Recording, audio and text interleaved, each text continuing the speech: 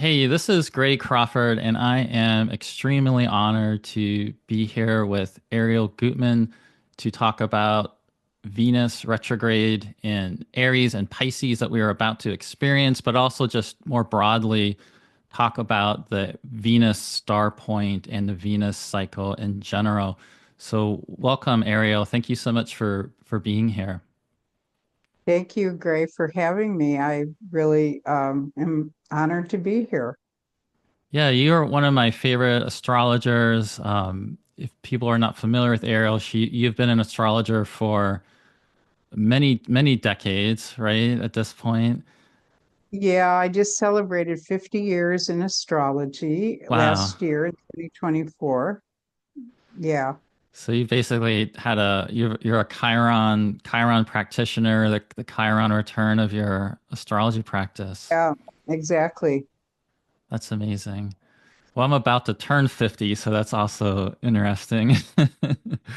And yeah, I mean, you've written some books that are very significant in the astrological field.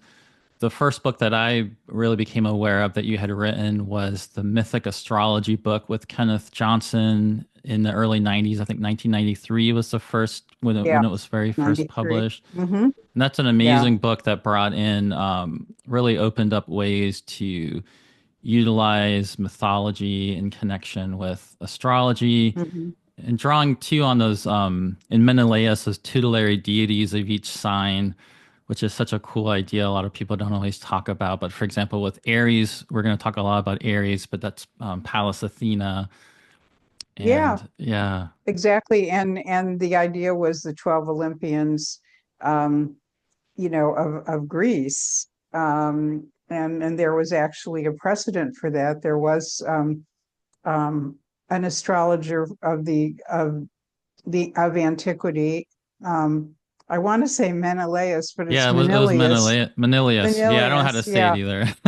yeah, yeah. And I was thinking Menelaus. No, no. Menelaus. Okay, Menelaus, and he was, he had a whole thing on diagrammed out, mapped out the 12 Olympians as the 12 gods, Hmm. the planets in the sky, or the 12 gods and the 12 signs, basically, of the zodiac. And I was fascinated by that because um, also when I had opened one of my older mythology books after being an astrologer for about being involved in astrology for about 10 years, I had opened, this was in the mid 80s, and I opened up a mythology book, and it said something like, in the beginning, there were 12 Olympians.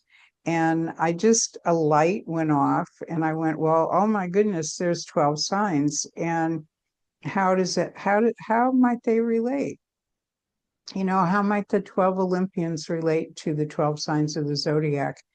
And um, as we got deeper, Kenneth and I, he was a Greek mythology major actually in at University of California, Southern California, one of the universities there, and he had formerly studied mythology, not just Greek, but all around, the world.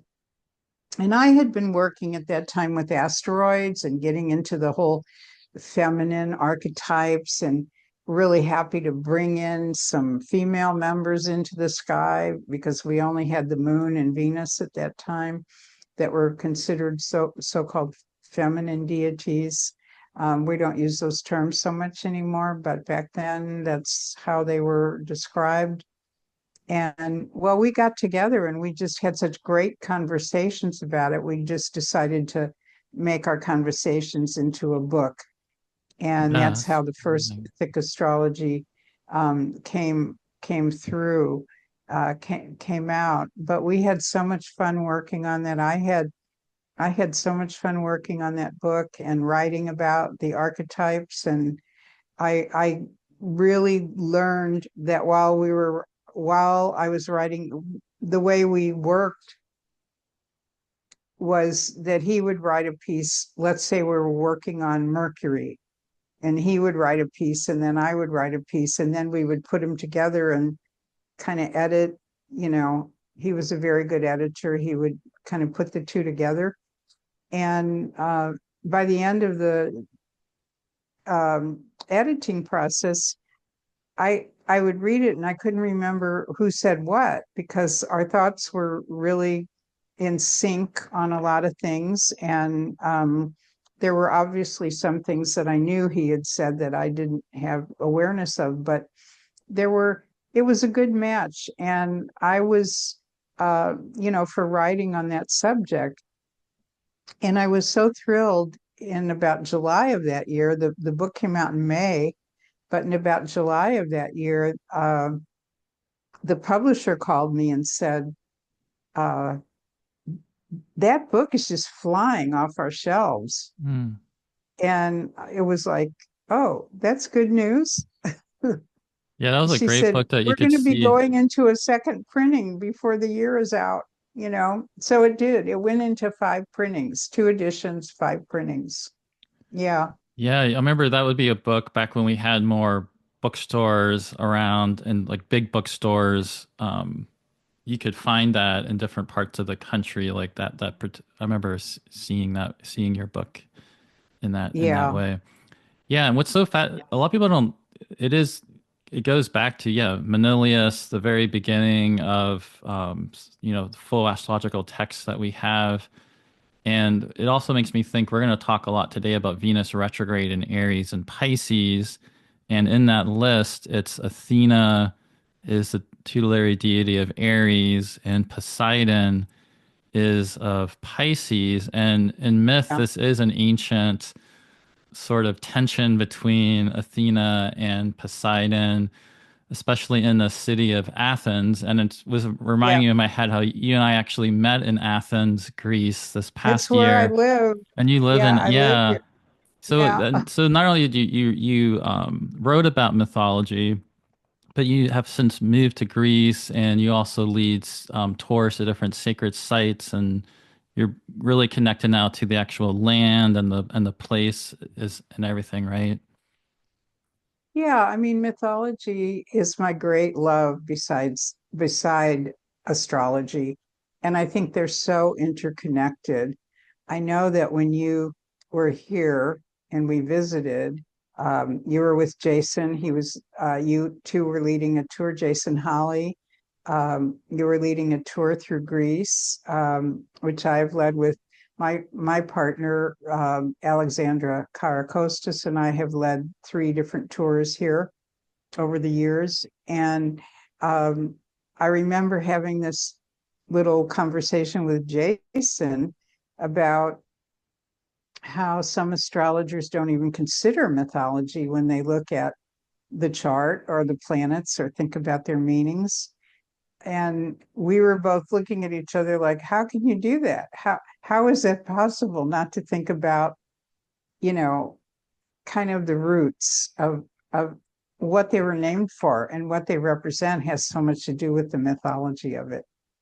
Yeah, absolutely. And I was always just on my own fascinated by the way myth can open up deeper understanding and insights into astrology. But yeah, actually going to Greece and going to the sites and being in that land, it takes things to another level that's hard to describe unless you've actually, it's one of those things where you kind of have to be there and experience it. It's hard to actually fully translate with words that experience to other people what that's like. But yeah, It's true, yeah.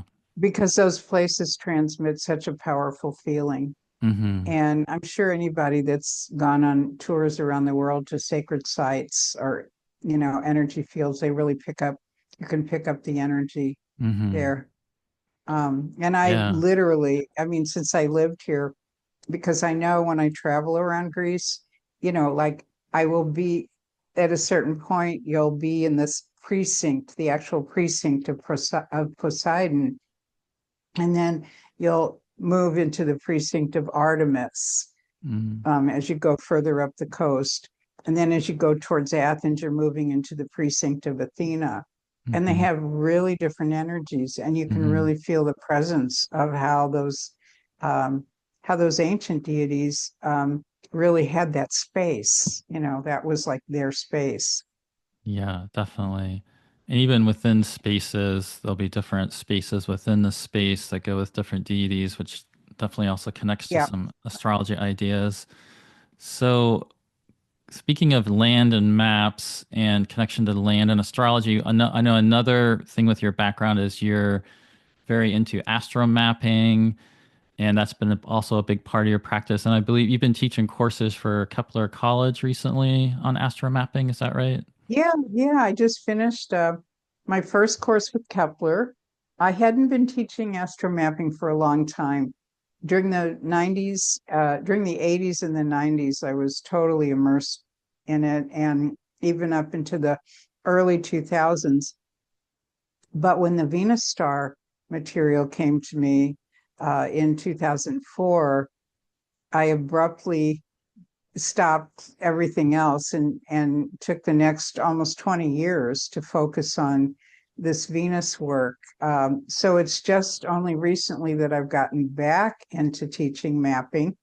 I was really happy when Kepler asked me to teach this more advanced mapping class. It involved different techniques in astromapping that you wouldn't always know about. If so, I used two of the classes were involved the asteroids and talking Mm, about the mythology of how the mythology plays out on the landscape in certain places.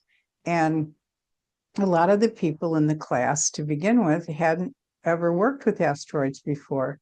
But then as they were doing their assignments, or they were saying, or in the discussion groups, they would say, wow, this really amazed me. I didn't realize that I had this asteroid there, but I do. And this was my experience there. And so, I have done a few programs on asteroids in mapping. I call them goddesses on the landscape. And mm, I really feel that um, astromapping was just getting into it was so great for me at the time. When I met Jim Lewis, who really started astrocartography in a big way. He didn't create astromap. I mean, there's a system that anybody can do to do it. It's just like with the Venus pentagram. I didn't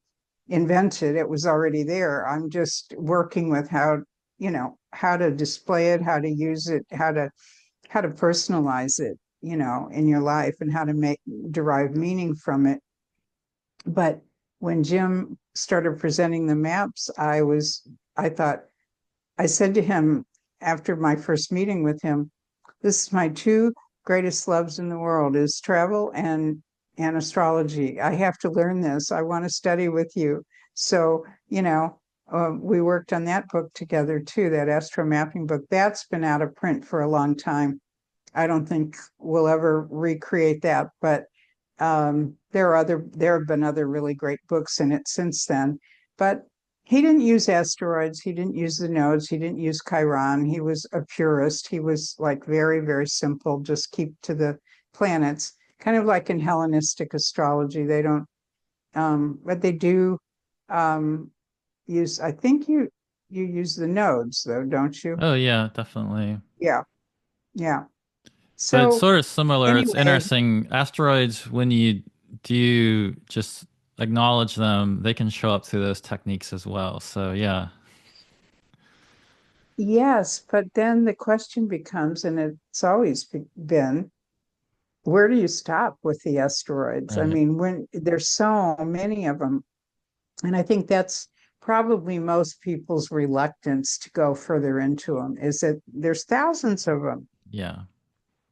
and I have seen charts, people do charts that have not thousands on them, but they have so many things inside every house that you can't even you can't even tell what's there. And so, Yeah, definitely. you have to learn how to isolate the ones that are important.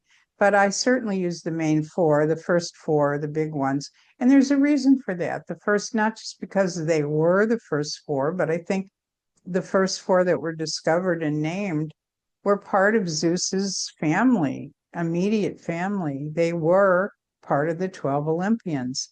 And Hmm. so to round out, the circle, going back to the Olympians, those first four were definitely a part of the Olympian family.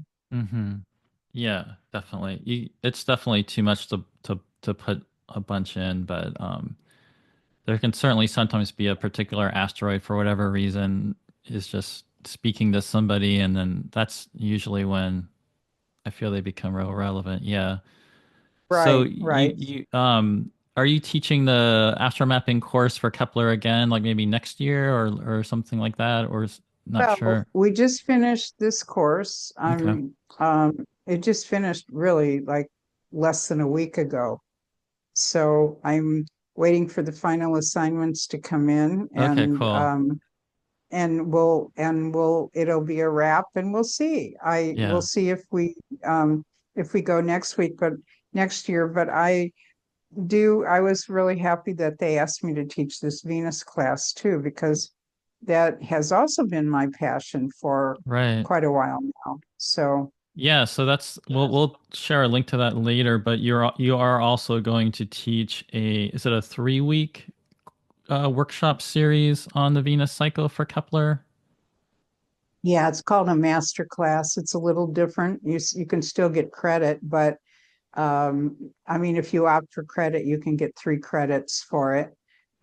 It's a it'll each class is slightly longer than the regular course, and there will be time for questions and answers and personal discussion on Venus and how it's showing up in your chart, how it compares to your natal Venus and the Venus star point. Cool.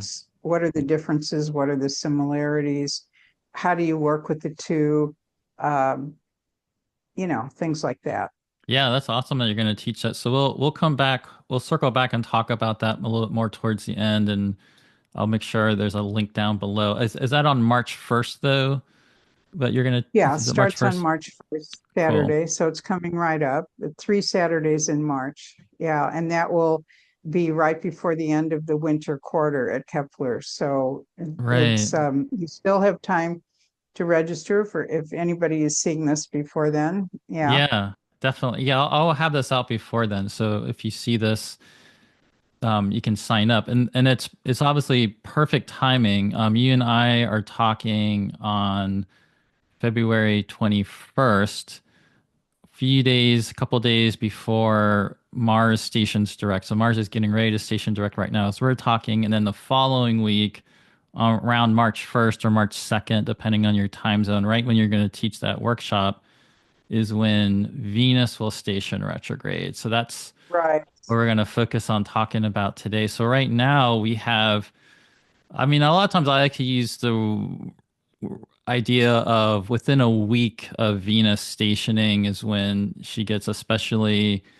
intensified. And so you and I right now are like literally right at the Yeah, threshold of that week. We're entering the week before she officially stations retrograde.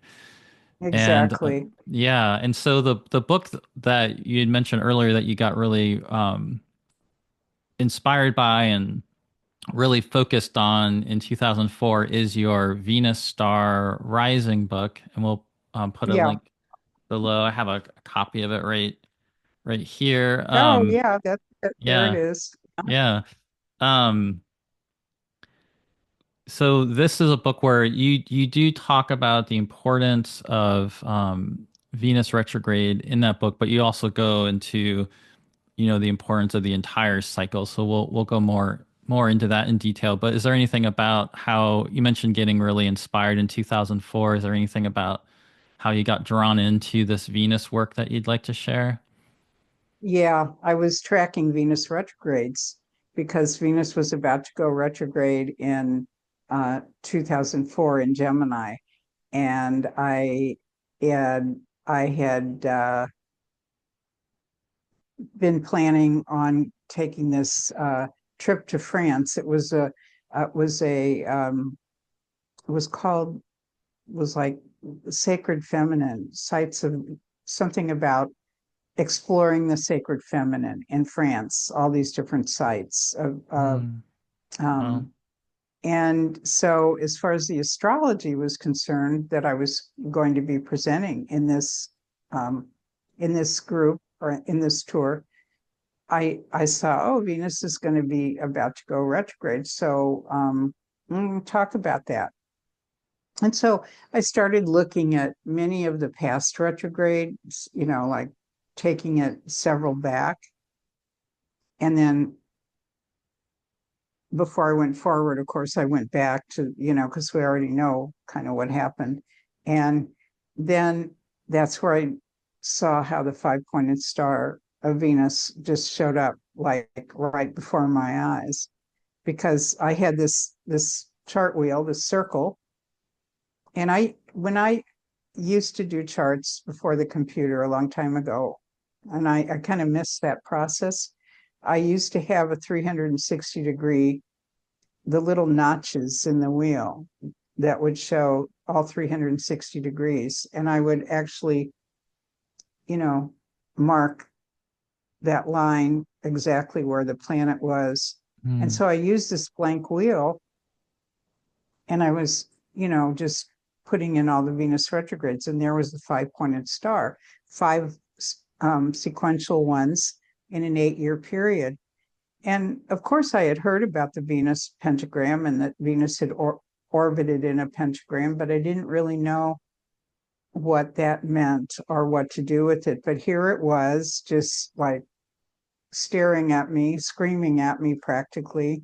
And I just was so moved by it. And the more questions I kept asking about it, the more information kept coming, and it just developed into that book. And it just didn't stop. And it took 7 years actually to produce that book.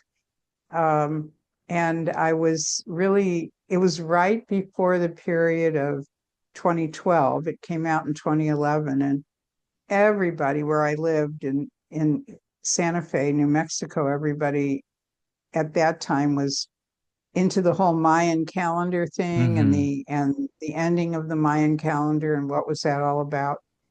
And of course, my co-author, Ken Johnson of Mythic Astrology, works with Mayan astrology, particularly. I mean, he's really like focused on that. And so I had him take a look also at the manuscript that I was preparing to see if there was anything he wanted to add about what did the Maya know about Venus. And because there's some mythology in there too about how Venus, obviously a lover of myth, I had to have a section on the mythology of Venus. And so, he did. He put some comments in there, and he added a few things. But basically he said, yeah, this looks great. The other person that I had asked some questions about when I was working on it, because there was no precedent for this. There was nowhere to look anything up. There weren't any books written on Venus. I had a consult with Robert Hand, and he was the one who initially had planted that idea in my head at a lecture he had done on Venus, not particularly on Venus, but it was just on planets. And he was saying that if astrologers are not using or not looking at Venus in the chart as to whether she's a morning star or an evening star, they're missing a great deal about the meaning of Venus, because there's distinctly two types. And the morning star is more Athena like. We mentioned Athena earlier. Mm-hmm. And the evening star is more what we would expect of the traditional interpretation of Venus. So the that also rang a bell for me. And I was realizing, yeah, exactly. And not just, because we tend to interpret Venus in people's charts as being in a certain sign, as being, again, the older terms of masculine or a feminine sign. And how does that play out for Venus? But there's a whole new dimension when you start adding morning star or evening star Venus to it. And then there's another whole dimension when you start looking at the star point, the cazimi that Venus has made with the sun. Because before that, a lot of the references to Venus that I could find in all the astrological literature was either Venus alone or Venus with Mars. There was so much about, Venus, Mars, Venus, Mars, Venus, Mars. And of course, that is the pair, that is a pair. But nobody had really done much with Venus and the sun. And the whole star point, the whole idea of this cycle of Venus has so much to do with the sun. Right. And when Venus, from our point of view on Earth, the conjunction, the cazimi of Venus and the sun. Yeah, I absolutely agree with you about the importance of not just focusing in on the sign placement and taking in the actual phase. And since Venus is such a bright planet, I mean, she really is the brightest star we have, especially these days that we're in right now. She was just at her brightest pretty recently, in the past week, actually, she was, and extremely Dazzling, bright. Yeah, dazzling. just dazzling. And you can imagine the people in the ancient world who didn't have any light pollution at all Mhm. that were seeing this in the night sky. It must have been even 10 times brighter then than it is now. And it's pretty bright now. Yes, and so there, I think there's such a big difference, especially like for example, Venus and Aries is a placement where it's the inversion of Venus being in the sign opposite to her home sign of Libra, and people have different interpretations of that, and they a lot of times you'll see very simplistic statements about, oh, Venus and Aries means this, but it's totally different if it's this Venus that's this bright Venus in evening twilight going into night versus and what happens during the retrograde we're about to experience is Venus starts as a bright evening star, gets lower and lower, and then she transitions. She goes down, kind of goes down into the underworld, disappears from view while retrograde. So you might have Venus retrograde in Aries where you can't see Venus. And then she comes out the other side and has her heliacal rising, really heralding, announcing the rising of the sun. And she, becomes visible again, but now as a morning star. And then so Yeah, somebody then might have Venus in Aries as a morning star. And that would also yeah, be very different. So yeah, yeah, I think, and you really have to, I think, get out and just experience Venus in the sky to get a yeah. sense of So, like that. you're saying, where we are right now, Venus is in Aries, but it's still an evening star Yeah, because we're still in this Gemini evening star cycle that we went into last June. So, it's still an evening star, but it's in Aries and it's going to go retrograde next week.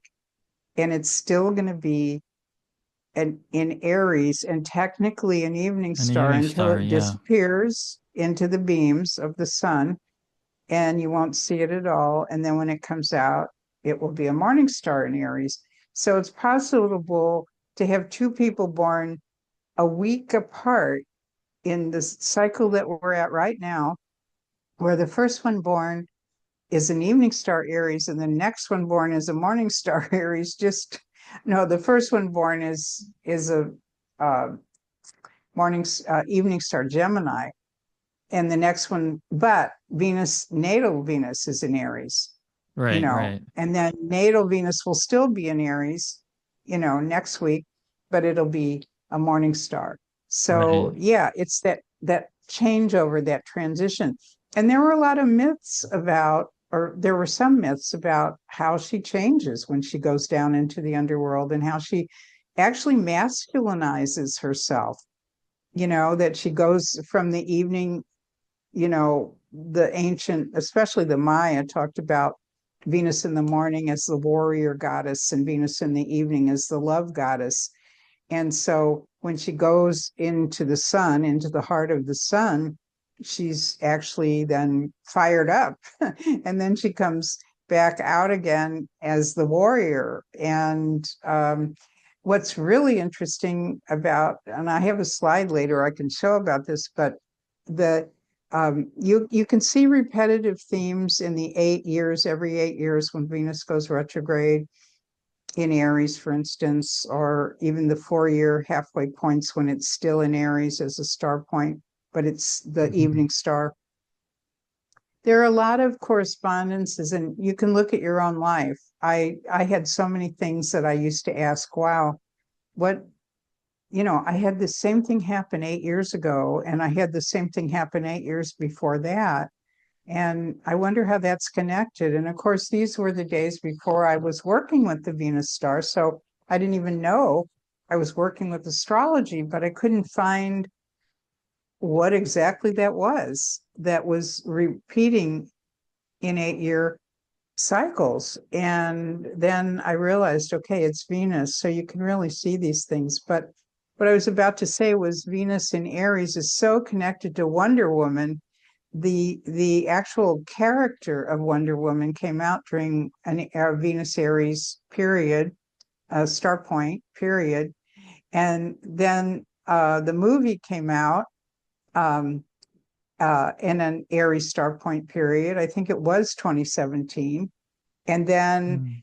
the woman that played the most recent one that played Wonder Woman, Gal Gadot, is also an Aries star point. And I believe that there's something else to that, that the creator of Wonder Woman was also had something to do with that in Aries. And so you'll find these correspondences or correlations, if you track something through, the Venus cycles, you'll see this repetitive theme that's like a thread that just keeps going. And I know the same thing happened with the Barbie movie and the creator and the Right. Barbie doll. Chris Brennan did a really great show about that last year, or whenever it was, a couple of years ago when Barbie came out and showed all these um, connections to that. If it wasn't the Aries cycle, it was the Virgo. It was the Virgo, Virgo Leo. Leo, Yeah. the Virgo Mm. Leo cycle. Yeah. Yeah. And Demetra George is on that too, talking about the mythology. That is a good one. Yes. There was a great program on that. Yeah. Yeah. And Wonder Woman, though, we could stay on that for just a moment. I mean, in the fact that we're in this Venus Aries star point time period with Venus stationing in Aries. Wonder Woman's is a great image for Venus and Aries. Is there anything about just Wonder Woman, just to go into that a little bit more, what you found with either people that have that are born with the Venus in Aries star point, or just the times the Venus goes retrograde in Aries? Do you think that relates to Wonder Woman in some way? I loved the theme in the movie where she spoke about leaving this idyllic um, world that she was in of the Amazons, where, they had everything, they were in charge and they had an idyllic life pretty much. But there was, war going on in the world, and she was determined to go find the god of war, Ares, our Mars, whose Greek name was Aries, and stop him, stop war. That was her theme. She wanted to stop war. And so what I find with Aries, I find that Aries star point people, sometimes Venus in Aries, but the star point people too, have a passion for activism and fighting for what they believe is right in the world. And a lot of it has to do with heroism and like defending or protecting others who can't defend or protect themselves, or just speaking out on issues that need to be voiced. Mm, So it is, I mean, Libra is the sign I think of for social justice and of all kinds, but Libra goes about it in a much different way. You know, it's not so it's not so aggressively, you know, in your face active about it, whereas Aries can be. And Aries mm. is like, okay, nobody else is doing this, I'm going to do it. You know, so they get up and do it. Yeah. And So yeah. of course, Mm, with Aries, there's that pioneering, there's that, you know, I got to get impatience too. I've got to get this hmm. done. I've got to make this happen. Definitely. Yeah. Yeah. So we're taking the whole archetype and meaning of Venus into the thing that's unusual about Aries is it being this not this very fiery environment, but also then the place of Mars, like you're saying. So there is that inversion there, but it's still I think it's the thing that people the simplistic, I mean, I have Venus and Aries as an evening star, but the way that the simplistic delineations I often see that I can't relate to, I feel like they sometimes miss the point that it's still Venus. It's just Venus in Aries, and so we can have its fire. It's fast. It's probably going faster than maybe Venus always wants to, or is like the normal kind of speed. But yeah, right. There's that great that activism comes in, not just being the sign of Mars, but I also always think about the exaltation of the sun and that sort of sense of your own authority and sovereignty and being able to fight for a change and make a change happen. And that is something that I've also noticed with Venus retrograde in Aries periods. There's been lots of movement with civil rights and women's rights and around gender issues as well, and gender identity. Gender, especially gender, Mm, everything, a lot of the major things that happened in the gender equality movement has been are just rights, having hmm. rights happened during Aries star periods. Yeah. Mm. Yeah, and so I know there's also even with like the when you're saying with war, so we can think people might be thinking, oh, Venus and Aries and going retrograde, could there be more war and conflict in it? Certainly, it can go with more conflict, but also there's been times where people have worked to end war, or there's Yeah. been big protests. I know, like the real famous John Lennon, Yoko Ono getting married and protesting the war in their bed was Venus retrograde in Aries. I So, just used that slide in my mapping oh, class cool. about them, Yeah, about that's such them a good and example. their Yeah, honeymoon and how they in and how they spent it in bed, you know, for a piece in or whatever they called it, a bed yeah. in. Yeah. Yeah, that's I think that's got to be one of the best Venus retrograde in Aries examples, really. Yeah. Yeah, Um, exactly. so with all this, so it's not just Venus in Aries, it's Venus stationing retrograde in Aries and then Venus being retrograde in Aries. We will talk later. We'll then get Venus and Pisces also in this. That's gonna be different. But just that retrograde quality, why is the Venus retrograde, why are they so important and what happens with our relationship with Venus when Venus goes retrograde? Venus has a 584-day synodic cycle, and that translates to 1.6 years. Mm, And what happens at the end of that 584 days is that she comes back around, turns retrograde, goes through a big loop in the sky, and then comes out of the retrograde. That what you just described earlier about disappearing, going hmm. into the underworld, coming back out again, and being sort of reborn. Hmm. Okay. Dying as an evening star, the light is gone, disappearing for a while, coming back, being reborn as the morning star. And the rebirth theme is very evident in that. The, you know, the sort of and so many death and rebirth um, themes came through mythology, but you wonder because they were also looking at the planets and the stars, and they were seeing that same planet disappear and then come back again. And so a lot of the mythology is actually taken from from Hmm. actually watching the stars too. So there's like a mingling and an interplay there between the mythology and the star lore or the astrology. The rebirth is important because it's the start of the new 584-day cycle. And where do you start it?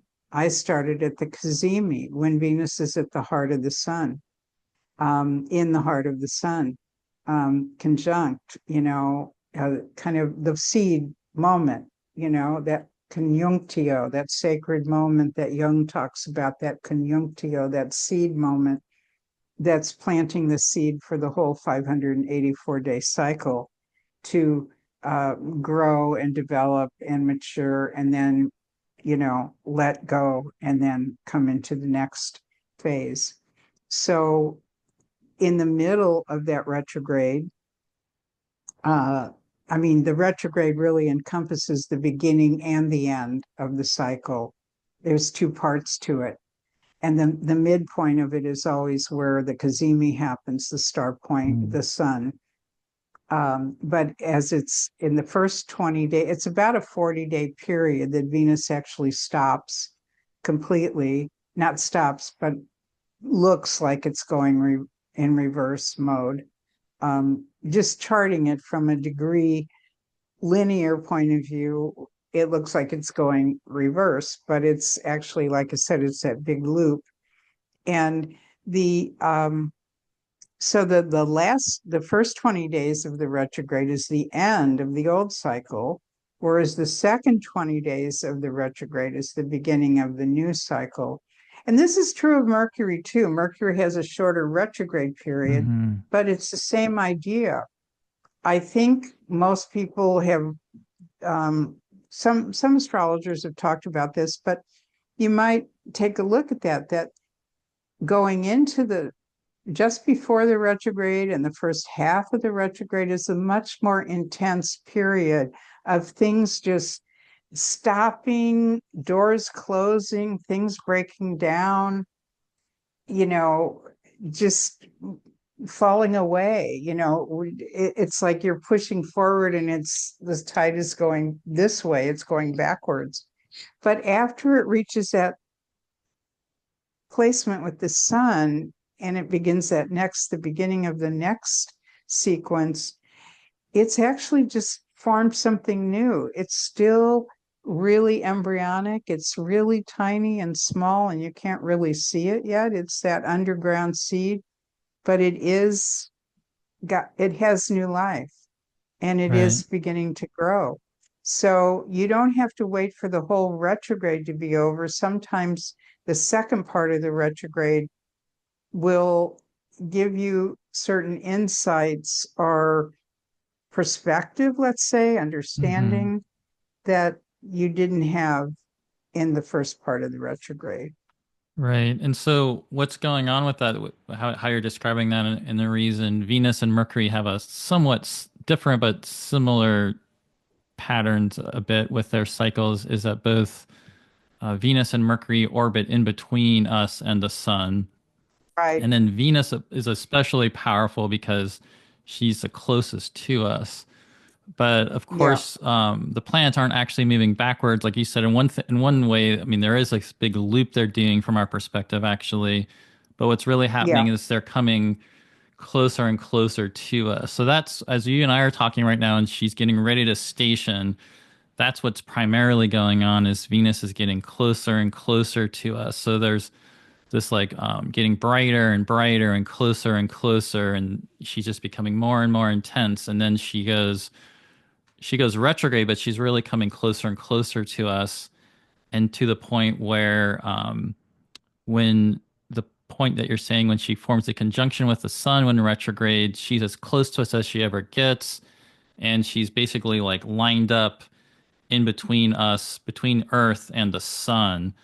And Yeah. That's where it's called in the heart of the sun.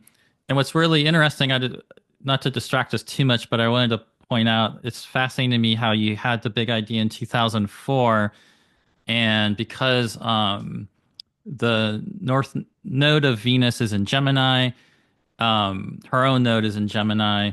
That Yeah. 2004 one and the 2012 one, because she actually went across the sun like an eclipse happens when the moon's on its own node with the sun, but because Venus was on her own node with the sun, we could see her kind of actually, she just couldn't cover up the whole sun, but we saw her go across the face of the sun. So she was literally in the heart of the sun, and that's when you got really inspired, right? At the exact same time. Yeah. That's And really I amazing. that synchronicity did not get lost on me. I mean, Yeah. I was very aware that we were having that this whole work was produced between the two transits of Venus Yeah, across that's the face of the amazing. sun. The only time you can ever see Venus in the sky when it's conjunct the sun is on those transits, which only happen when it's on Venus's nodes and in mid Gemini or in mid Sagittarius, which is where Venus's heliocentric nodes are permanently placed. And so every 120 years, it transits one node, and then the next 120 years, the other node in pairs of eight, two of them in 8 year periods. And I was like, wow, that's when that information just came pouring through. And so I had to step back and go, there's some kind of magical force, some kind of mystical force happening here with this Venus work. It's not just random that, you know, that first of all, I'm just looking at Venus retrogrades and I'm about to talk about, I'm just thinking I'm doing a simple little a presentation on Venus retrograde. And then, wow, this whole, starburst came through and just kind of seized me really for the next 7 years to uh, to get me to really. It didn't have to work too hard to get my attention. I was hooked, as soon as the material came through. But yeah, it's very true. And the other thing about that is that other thing you mentioned is that when Venus is retrograde, it is closest to the Earth as it can be Hmm. in the Yeah. cycle. So it's important. It's now I recently interviewed a Vedic astrologer on my YouTube channel, and I asked them, tell me how Vedic astrology works with Venus and what do they really think about Venus retrograde and Venus cazemis and things like that, and the whole thing about Venus. And he said, well, they call Venus Sukra, which is like sugar, in our language, Sukra, sweetness. It's sweetness. But the Venus retrograde for Vedic astrology is like a purification process, Hmm. and Yeah, that makes sense. it's purifying because the Venus, Venus is about sweetness in life. And when I was doing my research, I found that all the pagan gods were eliminated and excluded after the fall of Greece and the fall of Rome, and the church came in and decided to, we're not going to be having any pagan gods anymore, all the way up until really the Renaissance, when there was a kind of revival in mythological themes and so forth. But Venus never disappeared. Venus stayed. Venus was with us that whole time. And it made me realize that, that Venus is about the sweetness of life. Everything else, life is sometimes a struggle. It's sometimes difficult. It's sometimes challenging. We've all been through these periods, but where do we get, you know, the sweet moments of life and the beauty and the heart, connections? It's through Venus. It's through the archetype of Venus. So what happens during a Venus retrograde? He was saying, well, they think of it as purification. Hmm. And I also noticed in my research that I was looking everywhere to find references to Venus in literature. And what really came through was all these references to 40-day practices in all the major religions.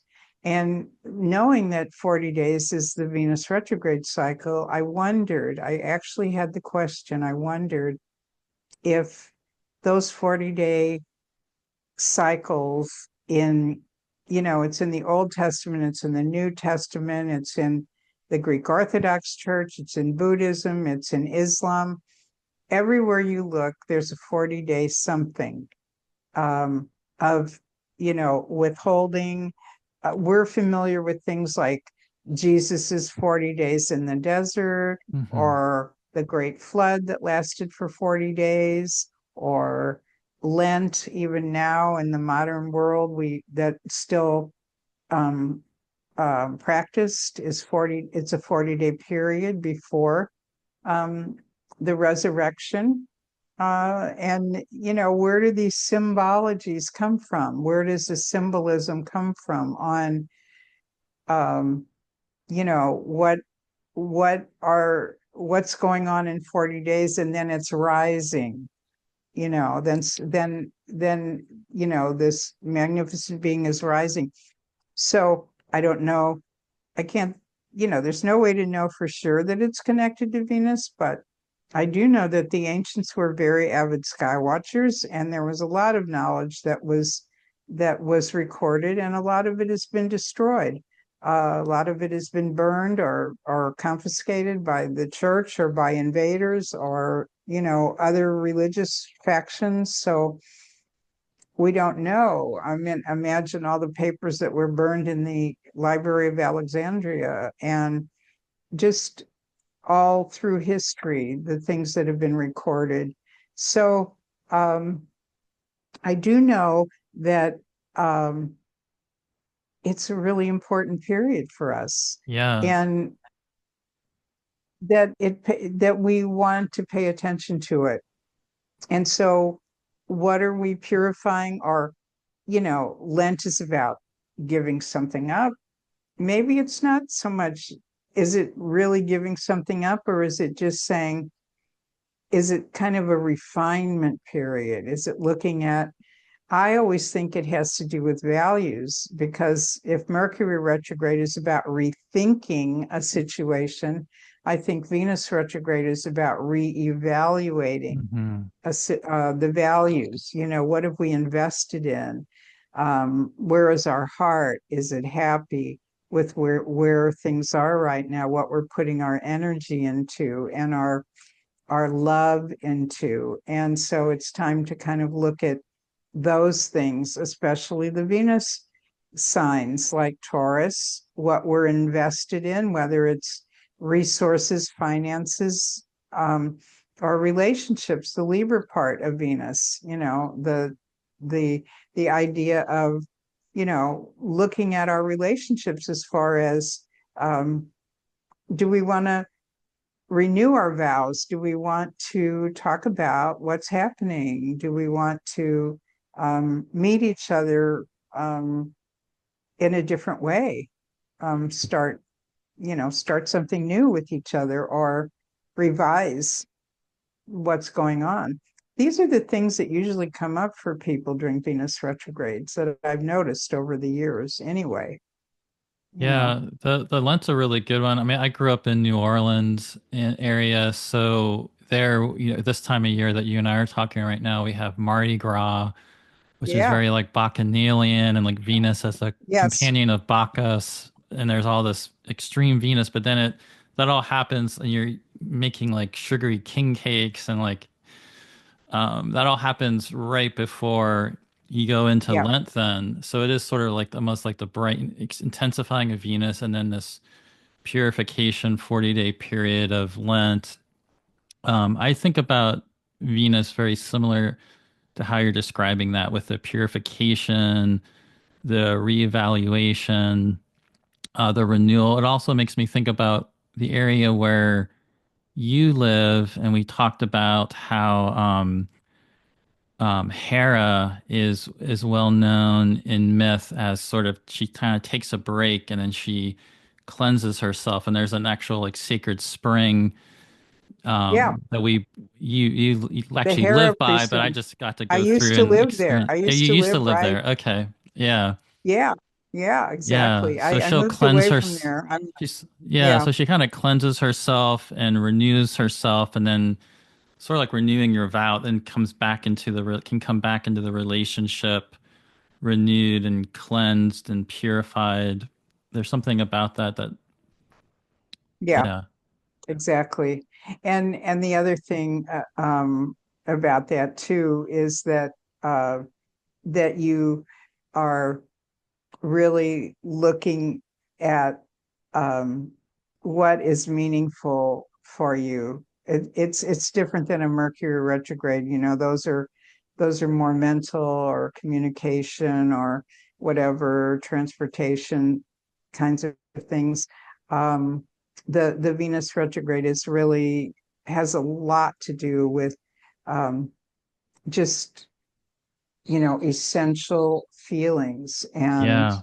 um, the basis for which is the basis for a lot of relationships, not just, between you and your primary partner, but like all the people in your life that you're relating Hmm. to right now or that you're spending time with, that kind of thing. Yeah, absolutely. So like what do you really desire and want and value, and so basically from March 1st up until like the March 22nd, 23rd area, that's that first half that you're talking about where we might Yeah, that's Venus coming closer and closer to us, and we might have more of a breakdown or reevaluation or cleansing or yeah, just questioning what we want, questioning what we desire. And then there's that moment of the star point that, where Venus comes into the conjunction with the sun. And we can go a little bit more into that, but I wanted to share actually when you talk about the Venus transit, I had in 2012. So you got the idea for your book in 2004 with Venus actually moving across the face of the sun. And then 8 years later, because Venus goes retrograde every 8 years in a similar time in a similar degree. There were two in a row where Venus was on her node in Gemini, her north node in Gemini, going across the sun. And I was at the time teaching in a community college about a half hour or so or more. It could take longer than that with traffic. Teaching up there from where I live. And I was coming home from work, and I knew that the Venus retrograde inferior conjunction in Gemini was happening right then. And so I pulled off the highway at this Nisqually Wildlife Refuge that I really, really love in this area. And I was just like, I'm just going to walk around and experience it. And I was amazed when I parked, this guy had this telescope out and he was set up to watch it. So I just synchronistically happened to be able to see it where he just had a telescope out and I could look and I could actually see Venus moving across. This would just look like this little dot of her moving hmm across the face of the sun. So that's like the ultimate Venus in the heart of the sun. But even though Venus doesn't actually do that every time, that's sort of part of this reanimation and regeneration and like new life that comes. And really amazingly with that, I left that place. I went to go get gas. And then I had a message on my phone where there had been this house I was wanting to rent that I didn't think I was going to be able to get. And I had a message from the landlady being like, oh, you can have the house.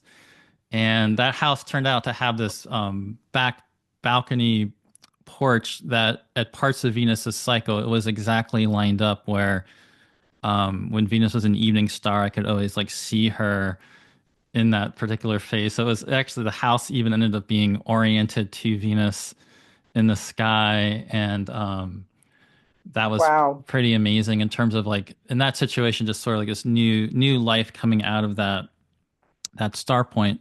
But that star point that forms there, that's where Venus forms this five-pointed star and forms this sacred geometry that you've tracked. And I know you have some slides that go into that. yeah, Would you want to pull up your slides so we could yeah, look at I that? will. One of the things, though, I wanted to mention while while I'm doing that is Yeah, that this year the Venus retrograde cycle is actually synced to Lent and to Easter. I mean, it's just right in there. I guess you're right. I hadn't thought of It's, that. you Yeah. know, I mean, it's doesn't always happen that way, but it's happening Yeah. at this No, because point. the Mardi Gras is happening right now. I think Mardi Gras Yeah, might actually be next week, next Tuesday, this upcoming Tuesday. yeah, it is. And we're getting ready to go. We're getting ready to go into retrograde. Yeah. Hmm. Wow, that's amazing. Okay, so we've talked about a few of these things already, but may as well.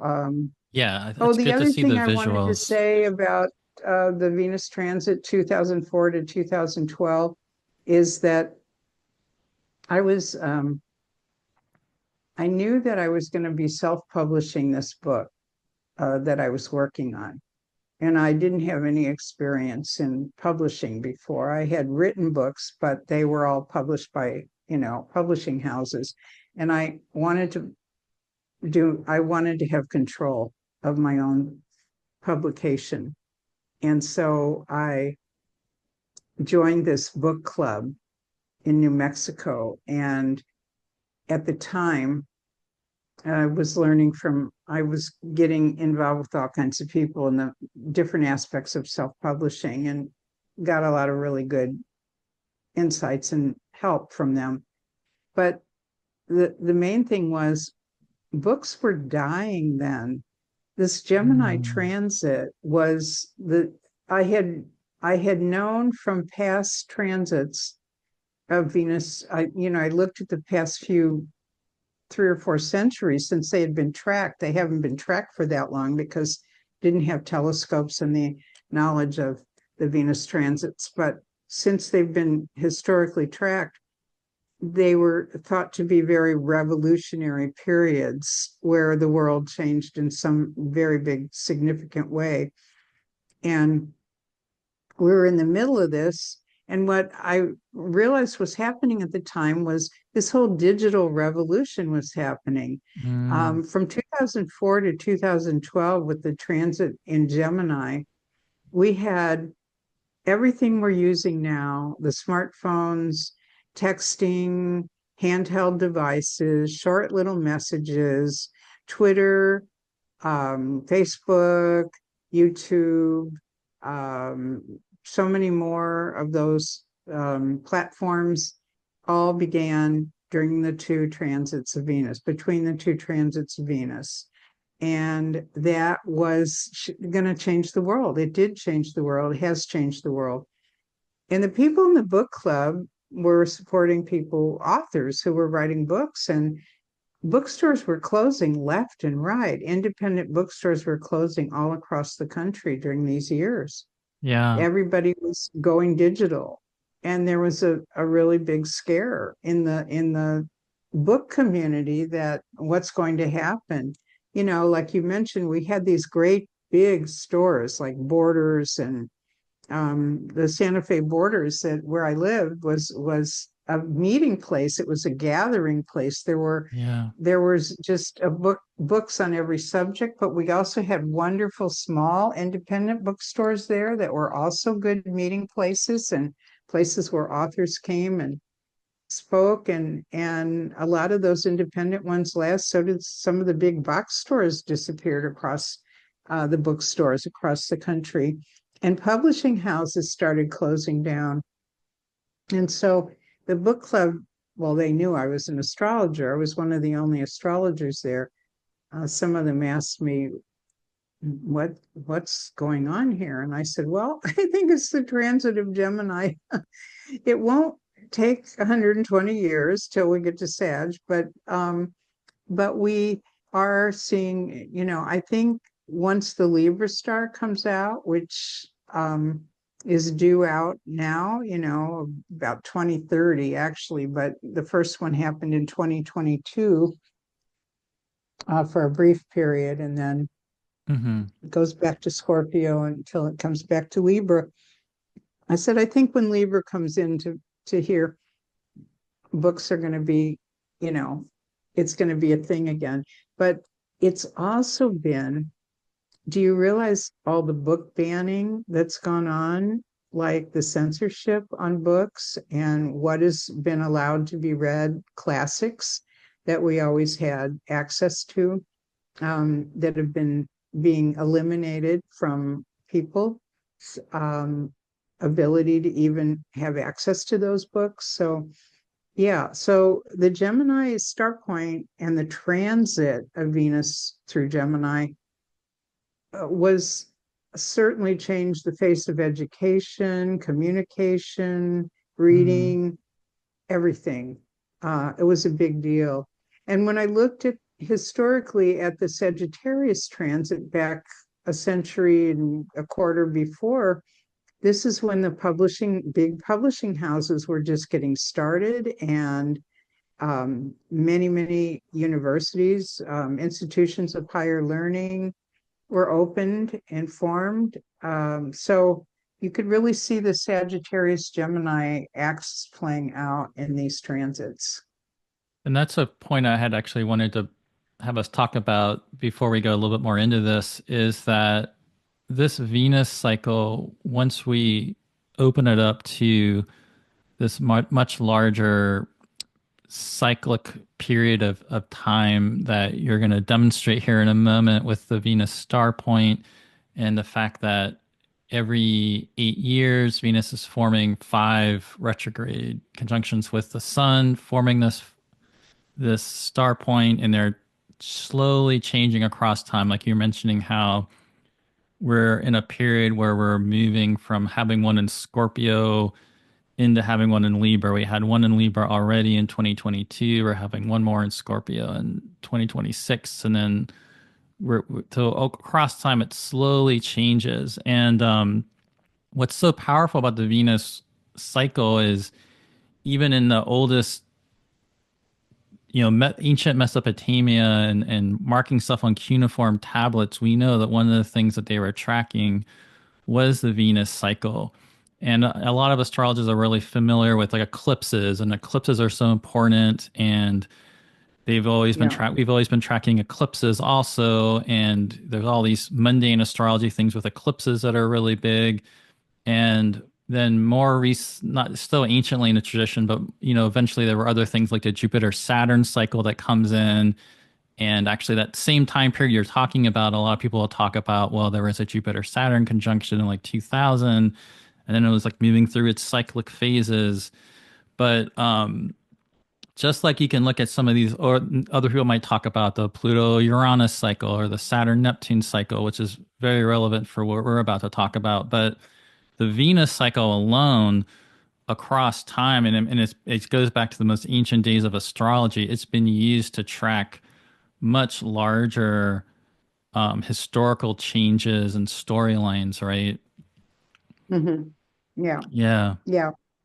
There's a lot of numbers that are associated with Venus in terms of its sequence and frequencies, that have these repetitive themes, or, coming back to, like the 8 years, the 4 years, the 1.6 years, the even the 40 years, the 40 days, the 9 months. There's just a lot.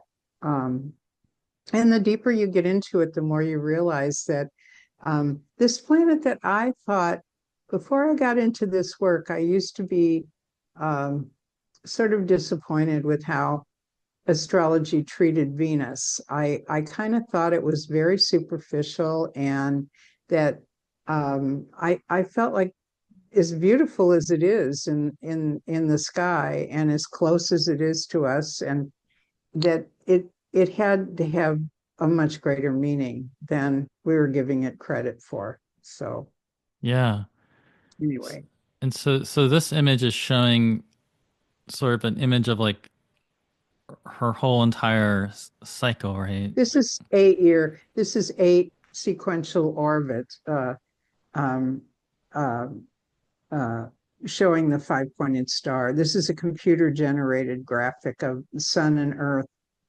um, Ven Venus and Earth going around the sun. Mm. I'll show you some more so it'll make sense. Um, Actually, all the planets have beautiful mandalas. You can take any two planets and do a graphic like that in terms of what they look like. But really, Venus is the only one with this rose with this five-petaled flower that has often been called the kiss of Venus. And of course, each one has its own vibration. If you study them more deeply, you can see that some of them are like like we were talking the other night about, I was with somebody about this Uranus Saturn one.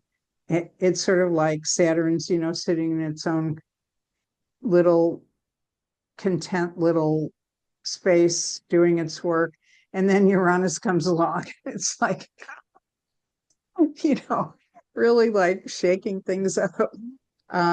The Mars Earth cycle, I mean, it is sort of a pattern, but it's very chaotic. I tried looking Yeah. at the Mars Earth cycle and it doesn't have any kind of synchronicity the way that the Venus does, although it it does have repetitive themes, and there's a lot more work to be done with Mars too. And we've looked at Mercury pretty closely, and especially its retrogrades, and we've looked at Venus now. I mean, really, what I'm happy about is there are so many people talking about Venus these days, Hmm. doing presentations on Venus, talking about Venus and all the different elements of Venus, and the star and the pattern and the retrograde and the cycle.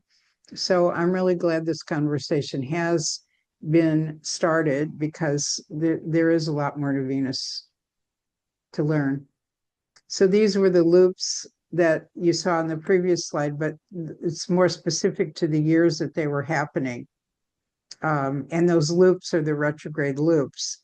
And these are from Right. this one from Sky and Telescope on the right. You can really see how it's just rising up and then whoop, looping around and then going back forward again. So you could say, okay, that part's a retrograde because it's going backwards, but it's also going way off course. It's turned Yeah. off the highway, the main road, which is the ecliptic, the path that the planets follow. When Venus or Mercury are going retrograde, they're going way off course. They're off road. And so there's also an unexpected quality to them that you just can't depend on when, of the nature of those planets. Right. That's one of the really key points is that loop. And like you're saying, there's the apparent path of the sun from our perspective and that zodiac ecliptic belt, which, like you're saying, is like the main road. And we like to think the planets are supposed to stay in line there. But yeah, they just go these big loops. So she might go cross the ecliptic and go far north and like loop back around and come back down. And that Yeah. goes with being Mhm. more countercultural or going against what's expected, having this whole different expression of Venus coming out. Exactly. Yeah. Yeah, exactly. And that is a very good way to summarize that. It is, doing its own thing. It's Hmm. not following the prescribed path. It's it's going off and doing its own thing. And that So and that's that the other image on key on message. the yeah, totally. And that image on the left is showing again, you're saying how those are the retrogrades. So in that five pointed star rose petal, and you have those dates there, those are the those look like they're the are those maybe the superior. No, those are retrogrades. No, these are the retrogrades because notice that it starts in 2017, Mm-hmm. and the next one is not sequentially the next loop, it's two loops away, Mm, so you're right. drawing your pattern from here to 2018, and then you're going up to 2020 for the next one, and then 2022 for the next one, 2023 for the next one. And by the time you get to 2025, you're back at 2017, only a little bit further along, like one notch, and that's your Right. five-pointed star. And so the So because it's we always doing that sequence of making a star. right, and Yeah. the 2017 one being 8 years ago was Venus. And so we can see there's a Venus one, that's the Venus Star Point. It loops around. The 2018 would have been the Scorpio, right? And then Scorpio Yes. loops around into 2020 2020 Gemini, Gemini. Yeah. who then loops around to 2022 Capricorn. No, 2022 Oh, was Libra, the oh, first Libra. Libra. Oh, that's the first Libra one. Okay. And then loops around to 2023. That was the Leo one.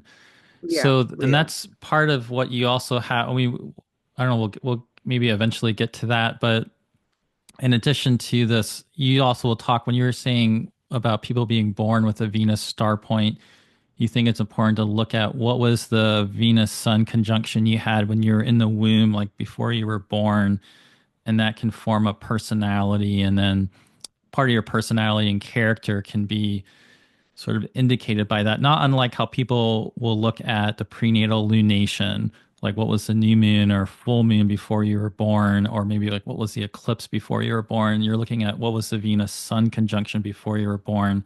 And then there's even like Yeah, these patterns of yeah. relationships Your that heart come out of center. that. What Yeah.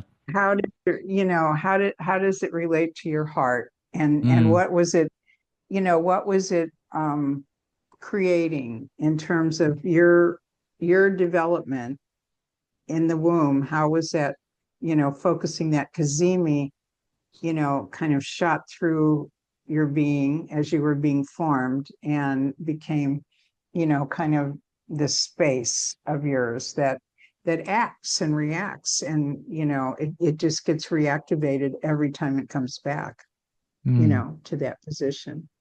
right. And it also, yeah, it does create, I call it an inner talent or a joy or a feeling of what really turns me on, what in life really makes me feel like I'm alive and I'm engaged. I think it has a lot to do with um, the Venus Sun Cazimi there, Mm. that is before birth, and how it has been woven into your nature, um, from the get-go. Yeah. So, and I think just the fact that not just this own sense of joy that we have based upon when we're born within this, but just the fact that Venus also forms this rose pattern, this star. I mean, this has become it is a sacred symbol, but it's sort of a sacred symbol because not just that it's a Venus cycle, but there's this sacred geometry that's basically Yeah. intrinsic to this pattern. Could you go a little bit more into the actual that Yeah, I have a slide geometry? for that actually. This is good These here. are some Yeah. of the Look at numbers. this one. This is good. Yeah. Just to show that Yeah, shows the breakdown of um so that's the one at the top. It looks like a heart in the top left yeah, corner. But that's showing how again there's like that within the 8 year cycle, there's this 5 pointed pattern that comes in, right? yeah.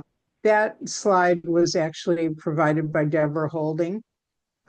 She published that in The Mountain Astrologer, and I thought it was such a beautiful way of showing both the heart and the star embedded in the Venus orbit.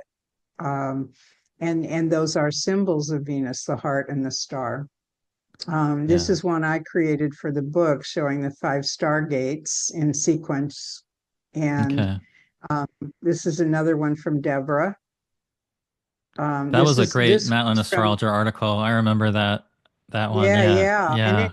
And Yeah. it came out while I was working on the book, and it couldn't have been Wow. more Amazing. timing, Yeah. because I had been really looking and searching for literature on Venus. And also, she had mentioned about how, the Hellenistic astrologers looked at Venus both as a Hmm. morning star and an evening star. And so Hmm. that was helpful too, to see what they had to say about it. So they've been tracking this for a long time. This is from Neil Mickelson's books, The Ephemeris, the American Ephemeris for the 20th and the 21st century. He had, of all the planetary mandalas, he chose the Earth Venus one to put on the cover. And I thought that was pretty cool. This is one I created for called the Star Clock, the Venus synchronization mechanism, the cosmic heartbeat of the different signs that it's passing through in our current time.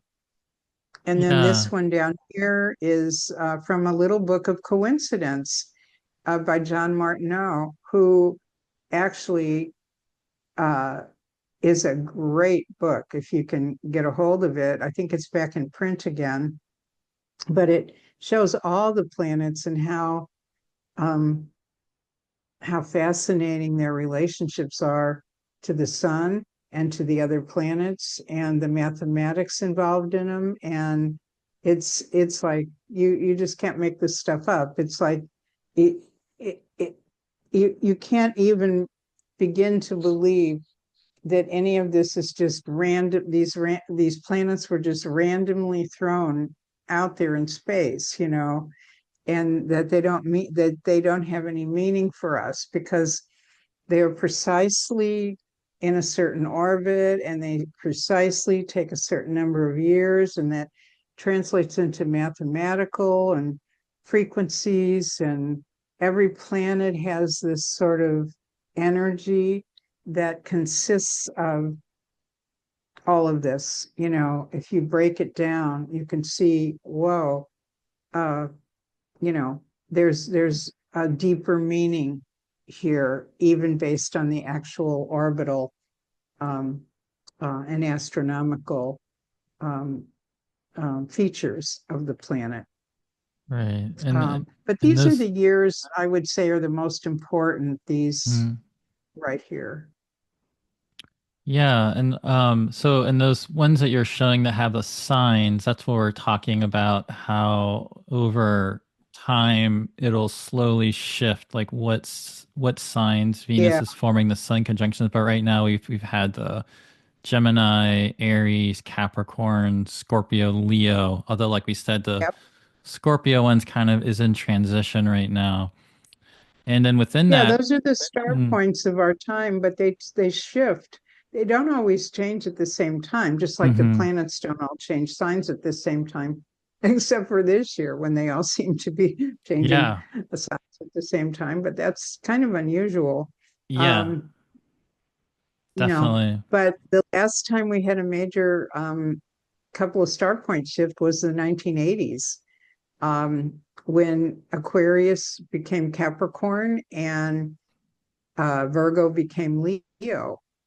And now this next big shift is the 2020s when Scorpio becomes Libra. It because it moves clockwise and it's sort of like the nodes. And if you know, like certain planets, the nodes also, if you're looking at the true node, you're looking at it moving forward into the sign and then backwards into the last sign for a brief period before it moves forward again into the next sign, or as the nodes would be, it'd be backward. But Right. from our perspective, it's, in space, there's nothing backwards or forwards. It's just how we perceive it. But that's how this Scorpio Libra transition is for us now. And when I was working on this material back around 2010, I realized we were going to be having this big shift in the 20s. And I thought, whoa, it's going to be big. It's going to be huge. And it's going to be involving eventually, it's the last dying breath of Scorpio before it phases out after 100 years of being with us. Right. It's also the last dying breath of Aries will happen in in the next decade or two. Right. And what we have when you look at these five star points of our time, you see that Mars is Mars is with Aries, Mars is with Scorpio, Mars is with Capricorn Mm-hmm. as an exaltation Exaltation, point. yeah. We've got the sun and we've got Mercury, but we don't have any Venus on the Mm-hmm. star. We have three Martian related signs. And it also made me realize why our world to me seems so Martian in every Yeah. way, just exaggerated beyond belief. And that my hope was and still is that when we start shifting to the Venus signs, especially the first one will be Libra in 2030, when we get there, we will hopefully have had our fill of aggression and war and all kinds of things that are very Martian related. And you know, I don't say that lightly. We living in a world where war has been with us forever. It seems like, you know, if you read history, study history, there it seems like it's always been around, but maybe it doesn't have to be. You know, maybe there's a certain evolution with this star that will take us into a different place. Right. So we can see this is one of where we were talking earlier, mentioning how there's these great historical patterns that, Venus becomes this planet. We think about her having a short cycle, but actually she can encompass these huge eras of time. And the past century of Mars being in Scorpio, it's been almost a century of Venus and Aries being in the star point being in Aries. So yeah, we can see how it's been, and then the Capricorn one too. It's been this age of strife and Mars, and definitely the Libra one's going to be a big change, and this one we're in now, it is going to go from Aries to Pisces. The reason you're saying it's not Pisces yet is that Venus Sun conjunction is not happening yet in Pisces, but Yeah, the it's getting retrograde always precedes it by a couple of decades, and we're yeah, already in the Venus Pisces retrograde period, but we right. won't actually get to the middle of the retrogrades, you know, we won't actually get to the cazimi of Pisces until 20, I think the first one's 2041. So we're still like Hmm. 18 years away or something. Okay, interesting.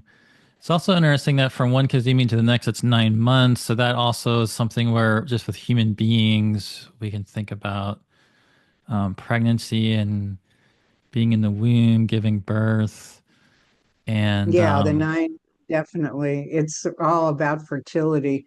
First yeah, of all, Venus is all about attraction. hmm, It's a fractal. If you look at the star itself, the pentagram, it's never ending. You know, it kind of reaches out and replicates itself over and over again. And I think a basic human desire is to replicate itself, is to procreate. And so there's that attraction cycle, that fertility cycle, the cycle of birth, and, you know, the whole human gestation period from, you know, conception to birth being just about that 9.2 months is kind of interesting, you know? yeah, absolutely. I think you have a slide with going a little bit more into the fractal geometry, or if not, we can stay on this. Okay, yeah, but that the idea of the fractal and the sacred geometry and the replication, it also even makes me think of ideas like chaos theory that are out there that have these like strange attractors kind of functioning as part of that replicating pattern. But essentially Yeah, the golden mean, which is that 1.6 ratio that's embedded in the Venus cycle, is yeah, part of the sacred geometry that is basically it's in like you have the Leonardo da Vinci art. It's been used by artists and in the yeah, ancient sites we're talking about, like the Parthenon in Athens, that actually you and yeah, I met underneath. We could see it from where we were yeah. talking We in were Greece. staring at it That when was we were together. yeah, that was Yeah. built also right. Yeah, could you go a little bit more into that geometry? Yeah, 1.6, it's called the golden mean. It's part of Mm-hmm. the Fibonacci sequence. It's how nature grows. It's how, forests grow and rivers flow and flowers and trees and the leaves. If you're looking at the different lines and the patterns, they're in a 1.6. This Vitruvian man that Leonardo was so fascinated by is that the human body is created also in a 1.6 ratio. From, if you start measuring different things to each other, you get this perfect human. So Mm-hmm. the Venus orbit, the Venus Earth orbit, is really comes into not just fertility and birth, but the whole creation, the whole anatomy of the human body.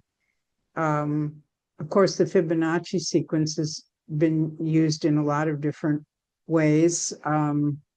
This is kind of interesting because when Botticelli painted this Venus coming to the shore, based on the myth, the Greek myth of Venus's birth, how she came floating. She came from Cyprus. She came floating on the shore, floating on the sea, but she was really born of the sea, of the foam of the sea. And before she was born, what happened was the myth of Saturn and Uranus, or Kronos and Uranus, father and son. There was that castration that happened, and the genitals fell into the sea and um, got all enmeshed with the waves and the froth of the sea, and came from that were the birth of the three of the Furies. So there was that act of destruction and that act of separation, and the whole act was to prevent procreation, to prevent fertility and procreation. That was the whole idea. He was trying to prevent um, Uranus from procreating, and that's why that act happened. But then after the birth of the Furies came the birth of Venus, and which is in harmony with creation. So what happens after the death and the destruction is the creation. And I find it so interesting that in the cycle, the longer cycle of Venus, which is the 1250 years to go to make one whole star in the long cycle, but every 250 years, which is a fifth of that, you've got one star point, everything the way it looks today. If you go back 250 years ago, or actually 251 is the exact number, you'll have the same sequence of planets, only signs, except they're on the arm. And 250 years before that, they're on this arm. So the star rotates slowly in a 250-year increment, or actually 251 years. Pluto's cycle is 248 years. And I began thinking about that and what does that mean? And I wondered if, in fact, the death or the passing away of something, the elimination of something based on the Pluto cycle, it takes a few years, like it takes 3 years for the Venus to catch up. But the birth or the regrowth or the new life comes later. And what's furthermore that's so interesting is the United States is right in the middle of that process right now, because we've just had its first ever Pluto return, and it's just about to have its first ever Venus star return. We're kind of sitting just past the Pluto return, very close to it still within orb, but not quite yet until the end of 26, going into 27, the Venus star return. And so what will happen? What will come out of, what seems to be falling, what seems to be changing now, the Plutonian transformation period and change or death cycle that we're in, because a lot of things, things are closing up. Things are not going to, things at this moment that we're speaking don't look the same as they did even a couple of months ago. Yeah. Things are moving very fast right Mm, now. So how long will that movement keep going? And, how far will it go? And what will Venus have to say about it, in hmm. the coming period? Well, I think it's something to watch.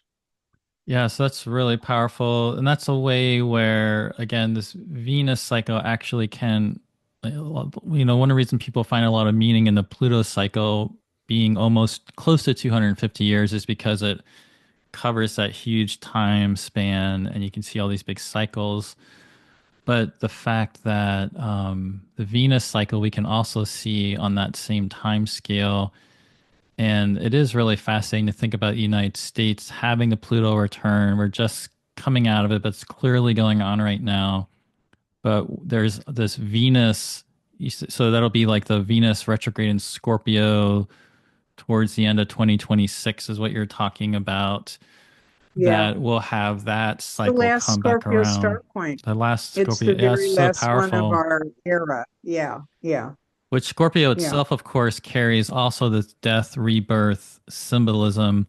And I think this is all really part of what I think is so beautiful about the Venus cycle because a lot of times people get afraid. Well, not everybody does, but some people I notice will get afraid of Venus retrograde and, am I going to lose my relationship and or is everything going to go wrong? And but it's not like it's this a aberrant abomination or something bad. It's like it's just this naturally it's part of nature. It's like just like there's day, there's night, just like there's life, there's death, and it's this intrinsic part of creation. And like you're saying, fertility and magnetism. So, and there are those older ideas too, with like forces of um, love and strife. Kind of being part of being intrinsic to creation, that Yeah. comes in with that too. But it's also just something that this Venus retrograde process is just sort of part of our creation and our life. And it's where we're talking about going from maybe there is more of that going into the death, rebirth, death part from like March 1st to March 22nd, 23rd area.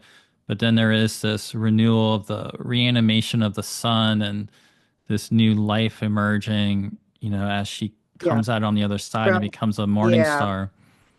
From about the 23rd of March to April 12th, Mm, when it's still retrograde, but it's on the other side of the sun now.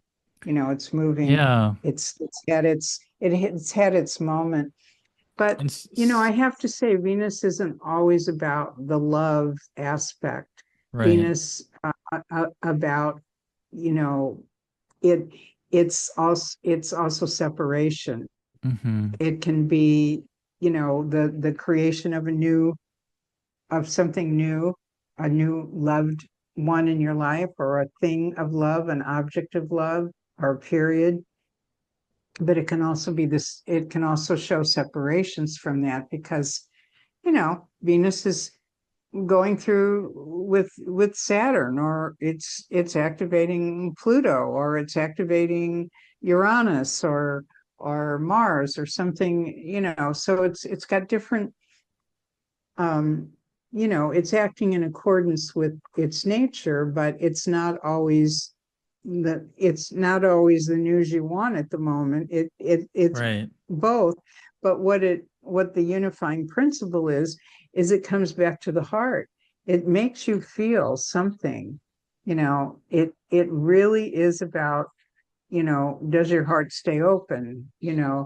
I think of that Celine Dion song in Titanic, My Heart Will Go On. Okay, I've just lost, the love of my life, or all these people, or, what a tragic situation that happened. But, um, you know, how will my heart go on? will it go on? And it is that it's, this is how this Venus synchronization principle works. There's a lot more sacred geometry and correspondences, like you mentioned, the Parthenon and the relationship, the Great Pyramid in Egypt, different structures around the world that are built in this phi relationship. They're in the book, that book that you were showing earlier, Mhm. that people can see them as, but there's just so much. I could go on for hours about Yeah. the apple and its story and history and myth, and we know about each one of these is a story on its own, but probably in the interest of time, Yeah. we'll just move Okay. on. Yeah, yeah. But the point you made about the separation isn't the heart is important because it makes me think too about Aphrodite with Adonis, or also when you're Yeah, linking it in with the Pluto cycle, and it might bring up images of Pluto and Persephone yeah. and Demeter bringing the mysteries.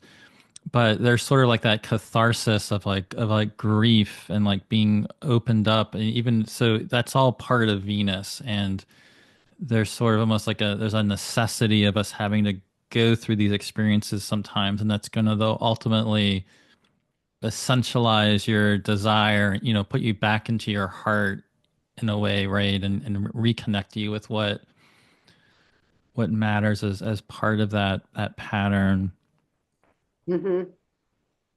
Is there anything Oh, I know of what I was going to say earlier. sure. It's so interesting that the myth of Venus coming on a seashell is so related to the Venus orbit, because most seashells are in a phi ratio, like especially Right. that Nautilus The shell Nautilus that's shell, got yeah. this shape. But so many shells that you pick out of the ocean or on the beach have this have have this pattern that um, that emulates the 1.6 pattern, which is Venus's orbit. And I just think it's so interesting that it was envisioned that, that Venus was envisioned as coming in on a seashell. Yeah. Yeah, that it is amazing. I was gonna ask if before we move on, if there's anything about the myth and Aphrodite, Urania, and the evening star versus some morning star that you would just like to touch on, as far as how we start with Venus as the evening star, and what's that experience like versus the rebirth, like the death rebirth, and then morning star Venus, which I know you connect with Aphrodite Yeah. Pandemos. Yeah. There's also a table in the book that explains the all the differences between, not all of them, but so many differences between the morning star and the evening star Venus. And the morning star Venus was related to Aphrodite Pandemos, which has more to do with Taurus, the sign of Taurus, the earthy goddess, the one closest to the earth when it's Cazimi.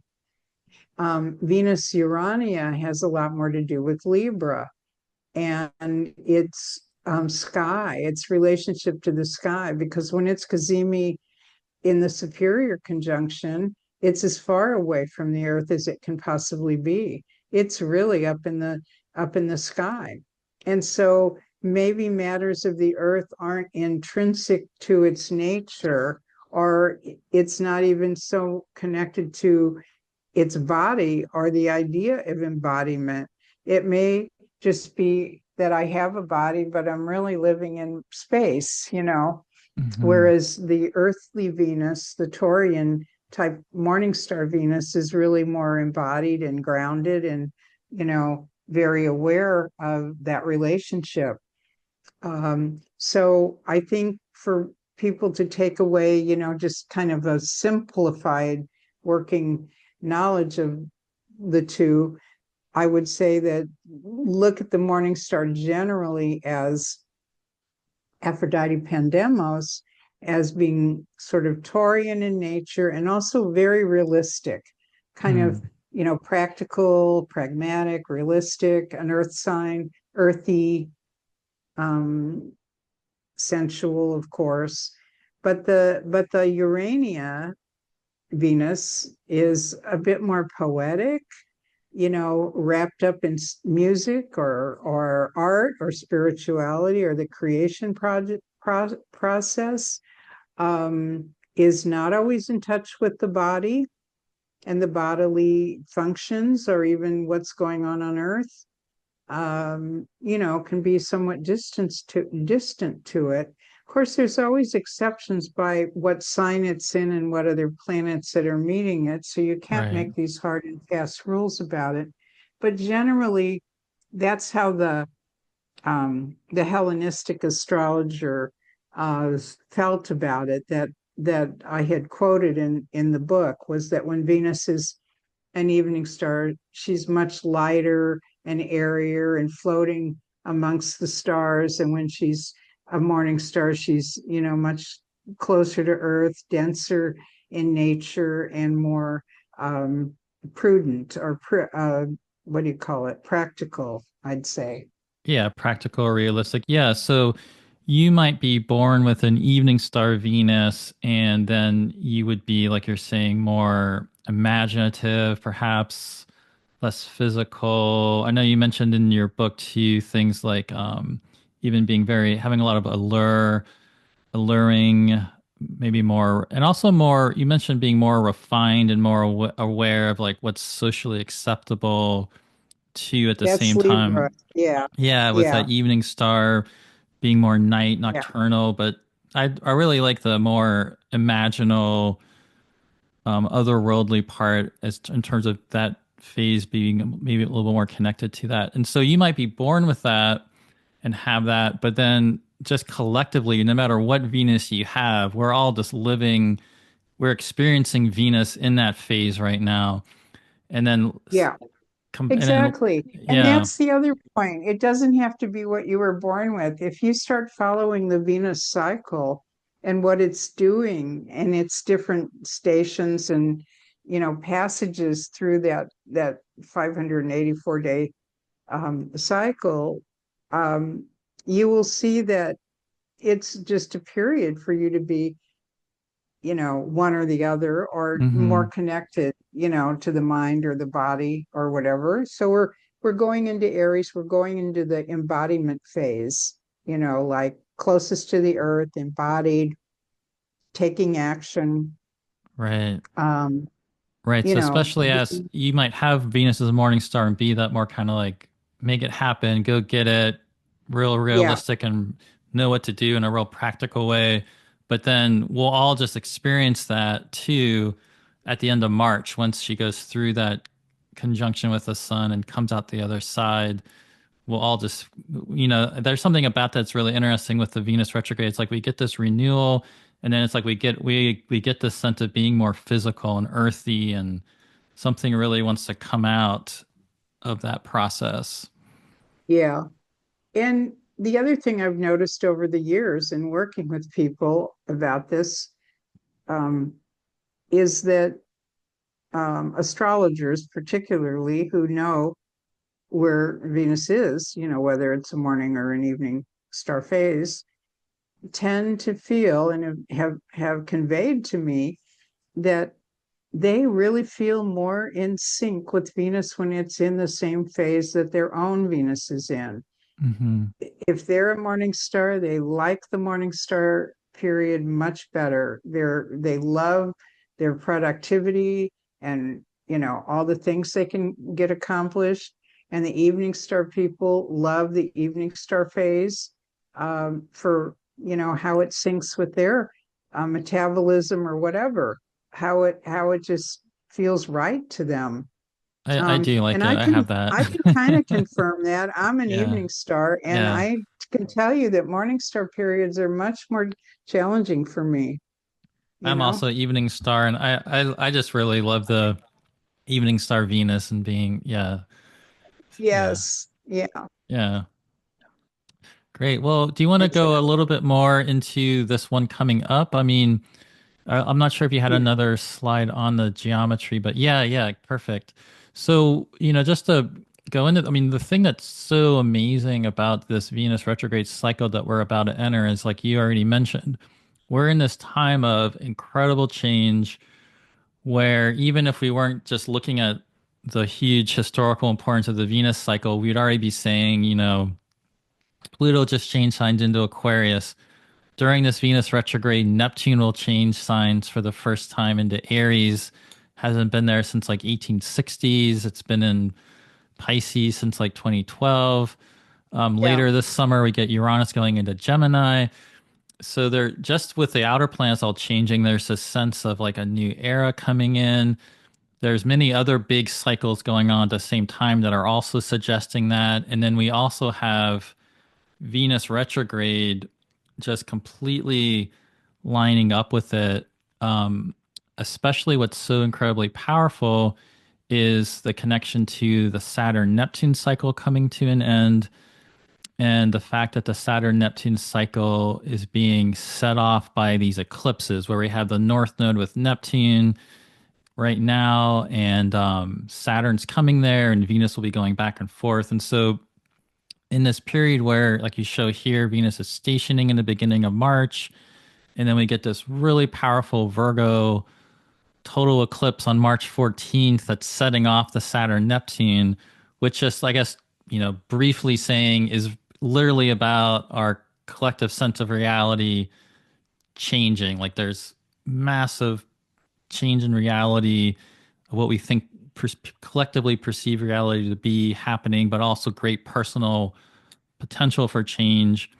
And it's in between that lunar eclipse and then this powerful Aries solar eclipse, which happens to be right at the degree where Venus stations retrograde, that Venus basically does what we talked about, which is like she's going into like the underworld and we can't see her, and she's being reanimated like right in between these eclipses. So yeah, I mean, it's Yeah. it's a It's like really it's a knockout. everybody's being eclipsed up there. Don't ask us for help. You're on your own now, guys. Yeah. You know, the sun is being eclipsed, the moon is being eclipsed, Venus is being eclipsed. Where are we going to go for help? Mars is just coming out of its retrograde. Um, Mercury is about to go into retrograde. The all the planets are hitting the world point. Not all of them, Yeah, but a lot of a them. lot of them. It's The world is changing. And it's not just, I mean, this is really unusual that within the 40 days of a Venus retrograde, that we actually have both a solar and a lunar eclipse happening. And, that the Venus retrograde cycle is hitting three times the world point. Yeah. And we can see how the world is being affected right now on it, just like from one end to the other. Yeah, I'd It's love to hear what could you go a little bit more into your perspective on the world point or world axis at zero Aries? Like, why is that so important?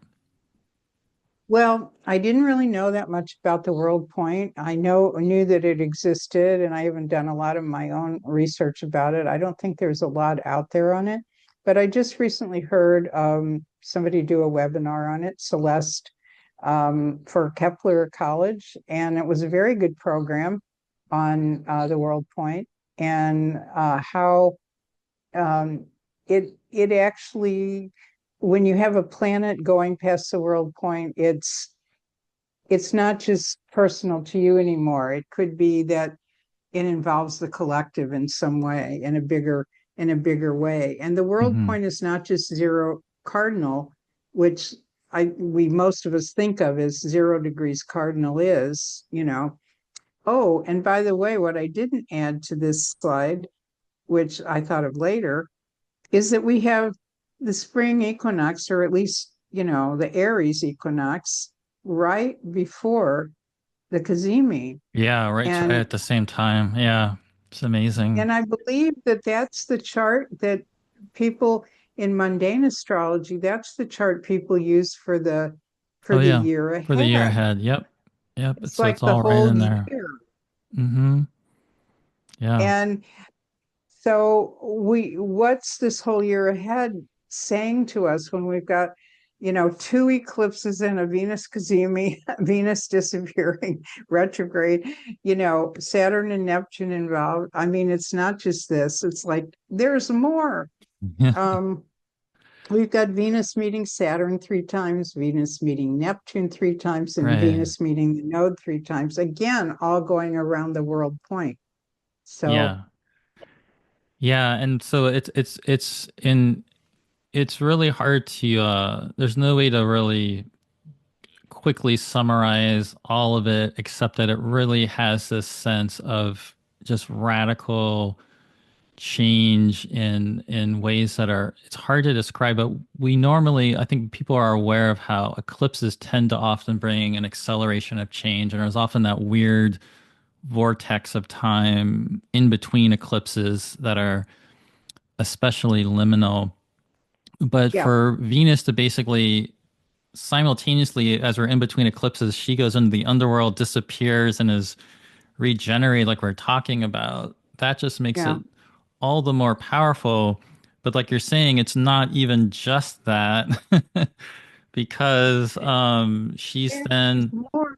yeah, she's basically becoming visible. So this is also interesting. We've talked a lot about her being in Aries. I don't know if there's anything you'd want to add about the Pisces part, but she's then going to she's going to have that conjunction right around the equinox on March 22nd, be reanimated.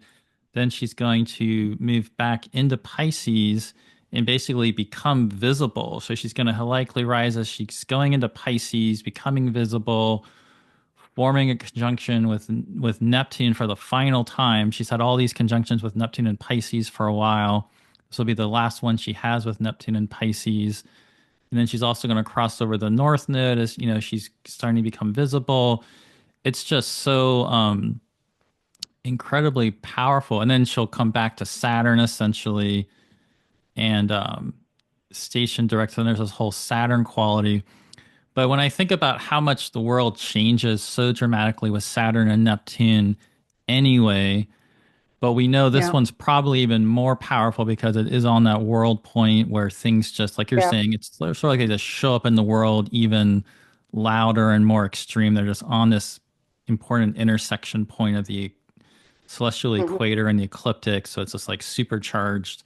I mean, it's Hmm. just whatever so it makes me think whatever you're personally going through with this change. And it's really something I think we all have to develop this Pisces inner faith and just accept in a way. I mean, obviously go after the change you want, and I'm not saying stay in a bad situation, but there's sort of something about there's some incredible force of destiny and threads of fate at work here where things are Yeah, just going to be so dramatically changing in yeah. world events and personal events, but whatever's going on for you, it just is going to feed into these much larger changes. Yeah. Good point. And what I can say about right now about the Saturn Neptune meeting, they Hmm. they meet every 36 years in a conjunction. They're meeting now, this year and next year. Their exact meeting isn't until 26, but they're so close. They're traveling together pretty much for the next year, and they are really about. If we look to the last one, we had the um, we had boundaries and borders dissolving. We Hmm. had the Soviet Union collapsing. We Hmm. had those former bloc countries, reorganizing and becoming Hmm. sort of independent in a way. Ukraine, part of that. We had the Berlin Wall fell and reunited the two Germanys. And we had all kinds of different, new borders, new boundaries and borders being drawn at that time. We also had that at the end of, around the Russian Revolution and World War One, where there was all those redrawing of boundaries again in Europe and Russia and so forth. Saturn and Neptune were involved. And look at what we have now. every day. It seems like there's news coming out about this country or that piece of land or that water, the Ukraine, um, Greenland, Panama, Denmark, Mexico, Gulf of Mexico, Gulf of America. Everything's changing again, Hmm. or trying to be changed. And so we already have the implications of some of that Saturn Neptune occurring already. We'll Absolutely. see other things for sure, but that was one thing that really came to mind for me. Yeah, and the fact too that over the course of all of this, right after Venus forms that conjunction with Neptune on March 27th, it's a few days later that Neptune goes into Aries, and that movement of Neptune Yeah, into Aries, Venus will ultimately come back in the beginning of May, like you have here, May 2nd. She comes back after we go through whatever happens on the whole retrograde. And now she's this morning star, like you're saying, and more physical, more going after stuff. yeah, She'll take us back into this conjunction with Neptune. So we're getting kind of part of the reevaluation is like what's going on with this entrance of Neptune into Aries. And that goes with a lot of the rapid change and certainly nationalism and breaking of parts of borders and rearranging of things yeah, is part of the Neptune and Aries story that we're experiencing. Yeah. yeah. I have a slide about that too in nationalism. So, maybe now because we haven't gotten to the second half yet. We haven't even fully gotten to the first half yet of the Venus retrograde. But with the Neptune and the Pisces part, I'm wondering if there's a feeling that um, of hopelessness or fear or the things that Neptune can kind of produce when it's overwhelming.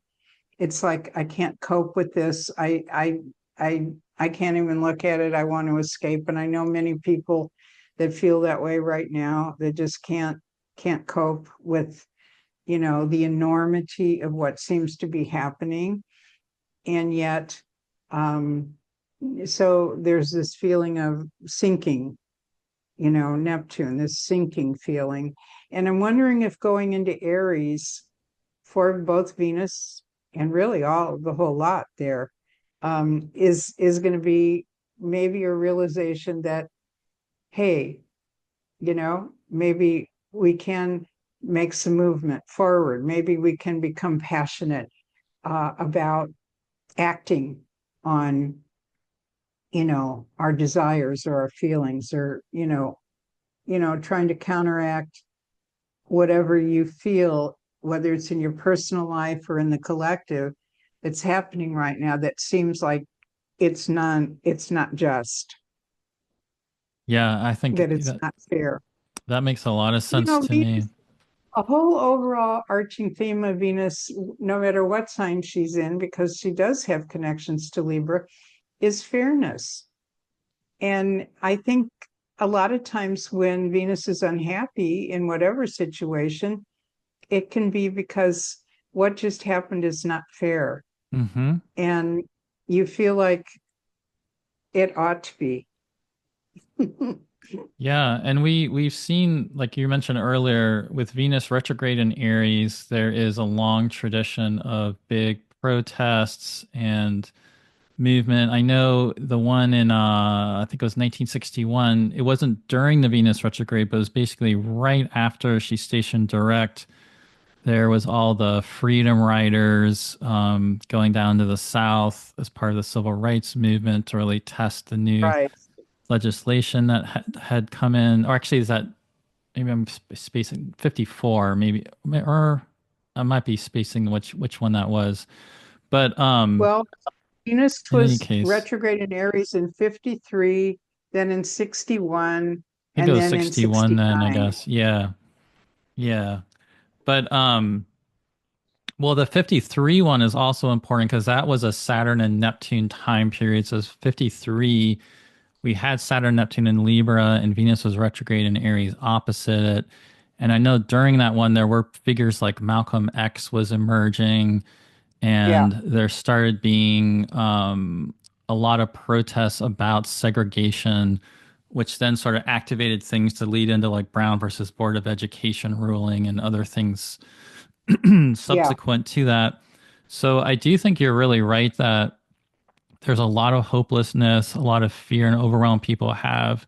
And I think if you're sinking into that, I think the movement of Venus retrograde, hopefully with this, will kind of stir up for people some sort of new sense of life. And, what can we, instead of being like a Neptune, Saturn, overwhelmed, depressed Pisces, be kind of lit up with the sort of eros or life force of your compassion and love, and what do you want to have happen. There's probably something yeah, about, like you're saying, recommitment and revows with Venus Saturn coming back together as part of this, that maybe right. recommitting to what really matters to you, whatever the case might be. I think you're absolutely right that once Venus is moving direct back into Aries with Neptune, there could be significant resistance and protest movements and all sorts of things kicking off. That one thing about the things going on, and people, really major power grabs going on in the world and people really trying to lock down power, is I do think with all the astrology, there's enormous potential for big protest movements and resistance that hasn't happened anytime recently, that could actually stick in ways that people in power, I don't think, are aware of could actually happen, because it hasn't happened recently. And so I am curious if the Venus Aries is part of that, like you're saying, like it comes back in and people get kind of fired up to be like, Yeah. we're gonna go do I something mean, about when this. we look down this list, everything's in Pisces. All these Yeah. dates are in Pisces, except for this one in May, which is Yeah. with Venus, Neptune, and Aries. But of course, we'll have the Sun in Aries coming in March 21st It's really for close a to month. May Day too, which is Beltane, but that also has the old worker union strike Yes, associations with May Day. And right. yeah, so there's And a it's a big big thing. It's a big thing in Russia, also in Ukraine. mm, Yeah, yeah. cool. So Did you want to share? I know you I have this. wanted to, Yeah, yeah, yeah, I exactly. That's just what I was going wanted to to ask you mention about. the Sabian symbol because eight Yeah, years ago at 2017, I mean, what is the thing that immediately comes to mind for us from 8 years ago? We inaugurated the same president 8 years ago that we just inaugurated now. yeah, it's So crazy. that's a repeat. Yeah. But the 2017 Sabian symbol was five Aries and it was a triangle with wings. So there was Hmm. this sort of getting, wild ride, kind of raw and, very, very sort of wild, just tearing through the landscape kind of thing. This one is three Aries and it is actually amazingly accurate, the cameo profile of a man in the outline of his country, which symbolizes nationalism. And um, it's been called exploitation in one book on the Sabian symbols. Mark Jones' book calls it exploitation. It's also been called nationalism. And in the Mark Jones book, it says, at best, this symbol suggests an individual who strives to strive to the highest ideals of a particular group. At its worst, infamy as a result of portraying and perpetuating the worst stereotypes of a culture. And it can't be any more appropriate to describe, I'm sure, an individual we're all thinking of. But I think nationalism is not just in America right now. I think it is around, it's having, it's spreading like a virus, to a lot of other nations. Yeah. And it, It's it does have to do with this whole thing. So I just interesting to see that symbol being played out right now on the cazimi of Venus and the Sun. Yeah, it definitely relates to Donald Trump, who definitely captures this. But yeah, it's a big trend in general with nationalism and forces like sort of pulling back from the, I guess, globalism. And I think it's something that's going to be happening as part of a big phase of that coming in here because it's not just it's Neptune going into Aries, it's like Saturn going into Aries. There's this strong like Aries quality of change coming in here. I think the thing that always it's hard to keep in mind when you're caught up in the middle of it, but we don't know where all this is ultimately going. So there's something about the whole breakdowns and breaking aparts of things that's going to be part of what ends up coming Yeah, out of this. And I think the one of the key things with all the change happening is not to give in to fear. And if you don't like what's going on, not become so full of fear you're hopeless and giving up. I mean, it's a time to really get active with like, what do you want to see happen and really getting right. engaged. I like the ideals part too, because Neptune and Aries is so much about these like ideals. I think it's going to be this idealism, like completely amped up, like this extreme version of idealism and people getting swept up in their ideals. So it makes a lot of Yeah. sense. And somebody, I think I was speaking with somebody about Saturn and Neptune and Aries and what that might look like. And one of the one of the first things that came to my mind was uh, just a kind of a time of self-proclaimed gurus Mm, that are going to be emerging from the landscape, here and there, that actually have, like in Aries, don't really have the the experience or the wisdom that the long history, let's say, or practice of what you would normally think of a guru as having, uh, but that still says, I'm the guru. You know, in a very Aries kind of fashion, just sort of stepping up and saying, I am it. that makes And sense. I don't know. We'll see where that goes or how that manifests. But that was one of the things that did come to mind. Yeah, no, that definitely makes a lot of sense for sure.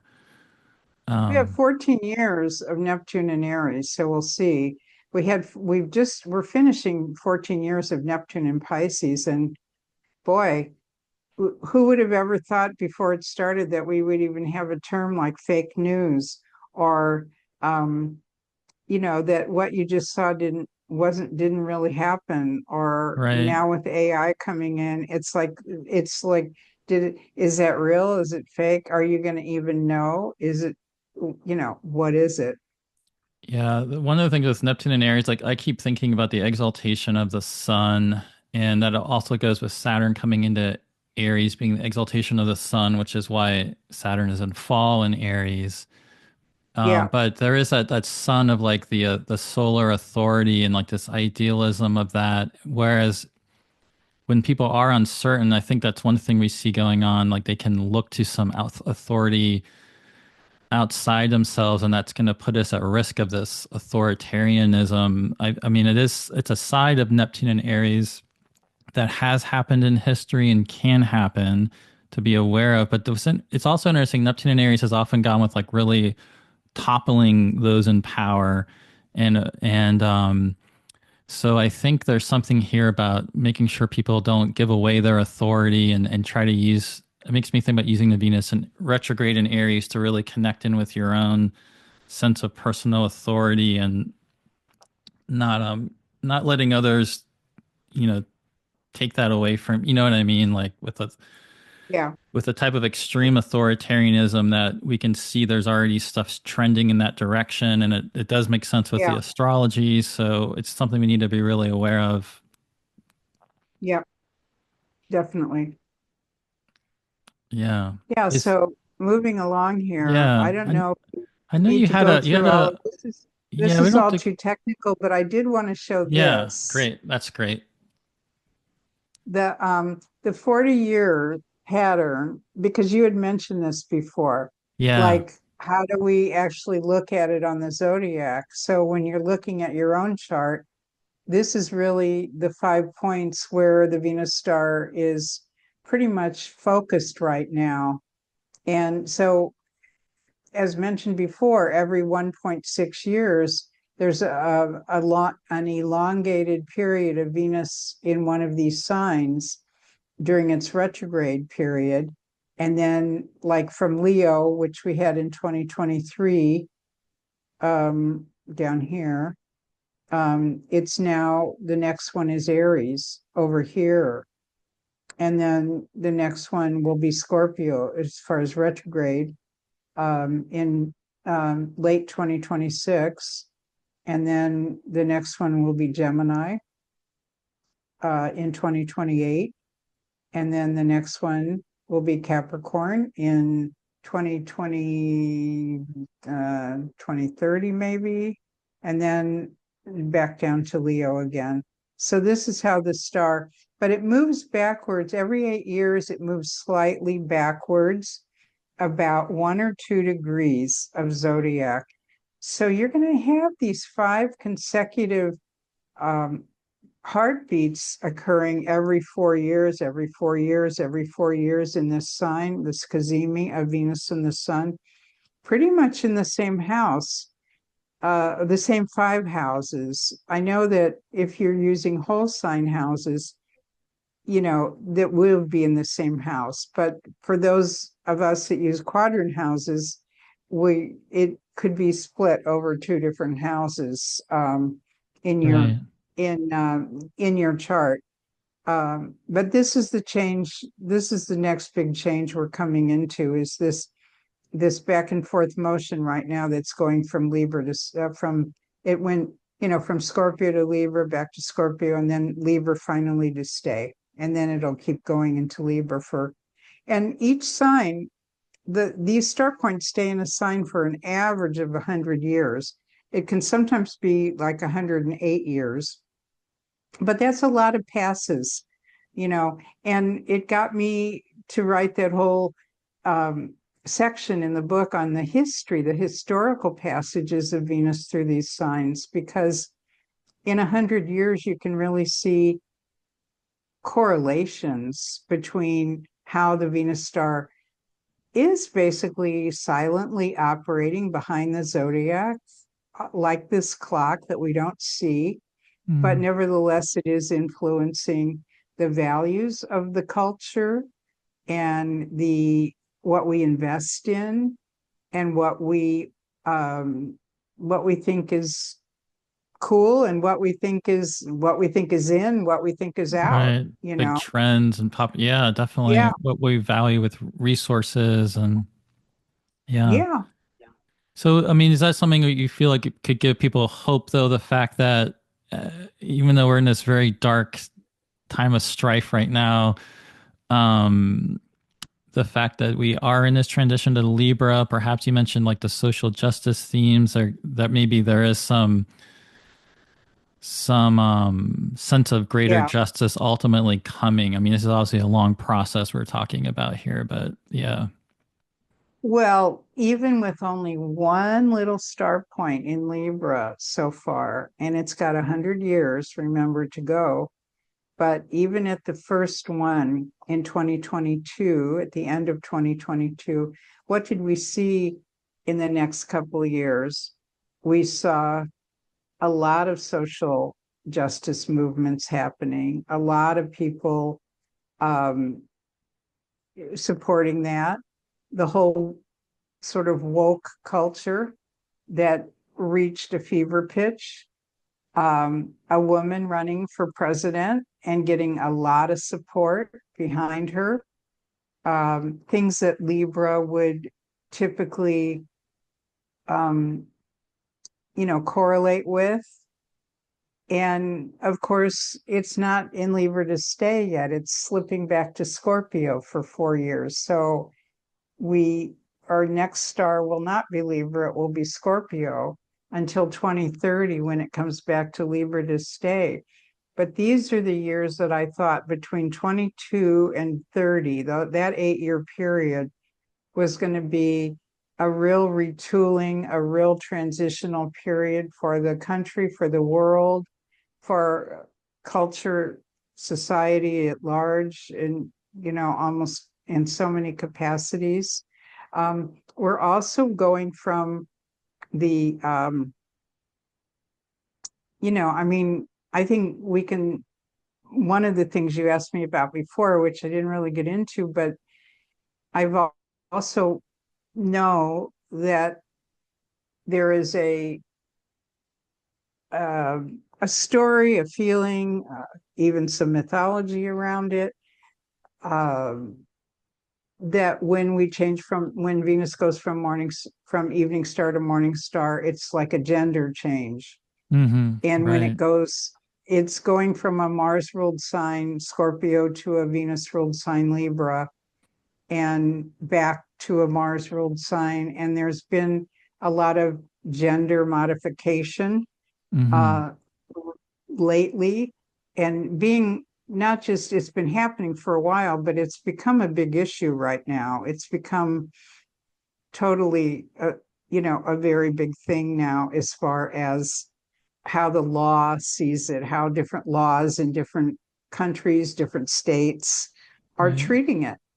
And what is really going to happen? Because I think with the birth of the Gemini star back in 1964, and since then, that we've been in a kind of gender blender society since then. It just started the big passionate vocal movement towards sort of coming out, the whole from the 60s going forward. The whole gay rights movement. Stonewall happened in 1969, which is considered, kind of the big activist moment for Which was a the gay year of rights movement. Venus retrograde was in Aries that year, when that Yeah, the same year as that, so it was sort of part it's of it in a tied to a way. lot of the Aries star points. Yeah, a lot Hmm. of things that happen with that. And this year we're going to see regressive laws because Aries, the Venus retrograde again. So it's coming back to that, it's coming back to that point of Aries again. So it's reiterating a theme. There was even something in, I think it was 2009, that when President Obama, because that was also his first. I mean, it's interesting that time we had a new Obama, then we've had two Trumps in a row with this cycle, but he had Yep. agreed to some United Nations legislation around gender and things that the Bush administration had not agreed to. But so that in that case, it was the United States like coming on board with some of the United Nations work around that. But now, yeah, we're seeing a like a counter direction. But yeah, I mean, I kind of feel like though I don't. I mean, there's rebalancing with that going on, and um, aggressive retaliate. I don't know what the right word is for it, but certainly putting things at risk of some systemic oppression around that issue. But with the, like you're saying, the trajectory going towards Libra, I think that's hopeful for things working out maybe long term, even if it's really treacherous in these next years. I always have hope. I think that as astrologers, we have to always keep hope, like Pandora opening the box. We're all astrologers are often like Pandora because Hmm. we're opening the box and we look at the charts and the planets and we see all these all these things come flying out that we don't want to see, of the evil of the world and so forth. Um, Horrible acts. But the one thing that we have to remember is to be left with hope. And I actually have the asteroid Pandora conjunct my midheaven. Oh wow. And so I thought, when I found that out, I thought, okay, yeah, and I do like to leave people with the idea of that, and especially the idea that as the star keeps changing and moving more towards the Venus signs and away from the Mars signs, that we are going to really see something positive for our world coming about. So I think we need to keep that in mind.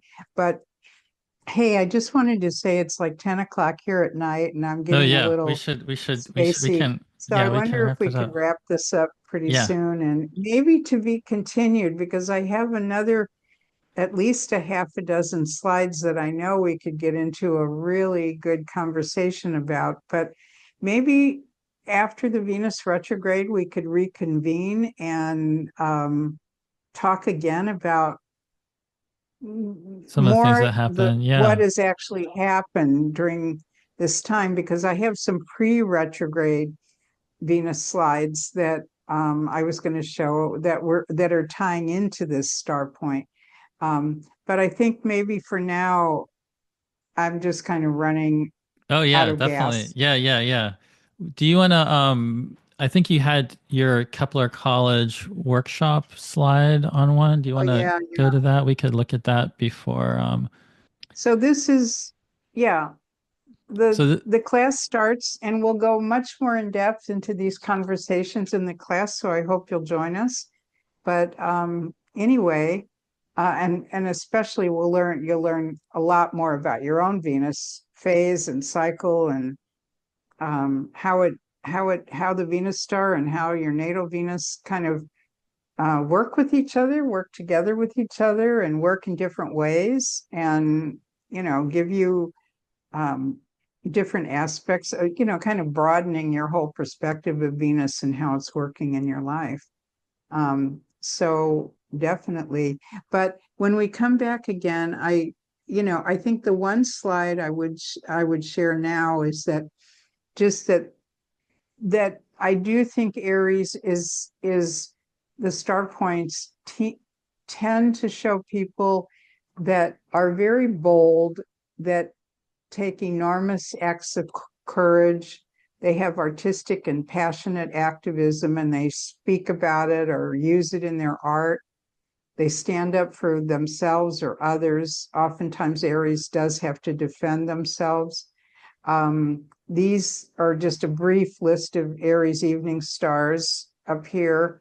And then down here are a lot of the Aries morning stars. And as I mentioned earlier, Wonder Woman, yeah. is very connected to the Aries star cycle. And, Meryl Streep, we thought of for a very long time as a really good, very good actress, one of the best in our world of our time. But in her last, I don't know, 20 years or so, she's really kind of stood up at awards programs and other public places to speak out against things that are happening. So she's really using her voice now in a different way than just in acting. Um, and you can see all the different activists or people that have spoken out, or, in different ways for different things that are all along here. So, Yeah, and definitely seen Bernie Sanders has gotten very animated and energized recently, so it seems like he's plugged into yes, this. Yeah. yes. Hmm. Well, cool. Well, thank you. Oh, do you want to show your book? These Yeah, are and the there's the two book. books, Yeah. the print book, and then this is the ebook. Now, the print book has all the charts, the graphs, the diagrams. It's very full. But if you just want to know your star point and what it means and how you connect with other people, the ebook is a more abridged version of that. And, you can just get your feet wet with it with that. Yeah. Well, thank you so much, Ariel. This has been really wonderful for you to share all of this with us. And Thank you for having me. It's yeah, I really appreciate been you. great talking with you. And I'm really kind of um, like, I'm very uh, impressed at how well you know the Venus cycle and Oh, the inner thank you. workings of it, because not that many people do actually. And it's just coming into being right now. It's just coming into um, the forefront of astrology. that people are really working with this Venus cycle and seeing how much there is to it. So Yeah, well, thank you. happy that Yeah. you are. Yeah, thank you. Yeah, your work's been very meaningful, and it's a reason major part of the reason why I do know the Venus cycle. So yeah, thank you for all your devotion to Venus and her cycle and for being with us today. So definitely make sure I'll put a link below about your website. And if you want to do Okay. that Kepler College workshop starting March 1st, it's perfect timing. You couldn't ask for a better time to take that workshop with you than this one coming Yeah, up. as Yeah. Venus will be in the thick of the Venus retrograde for that Yeah. workshop. It's timed that way. Yeah. Yeah, it's perfect. Okay, awesome. Well, So, thank you so okay. Well, much. thank you so much. And I look forward to our next conversation. Yep, thank you.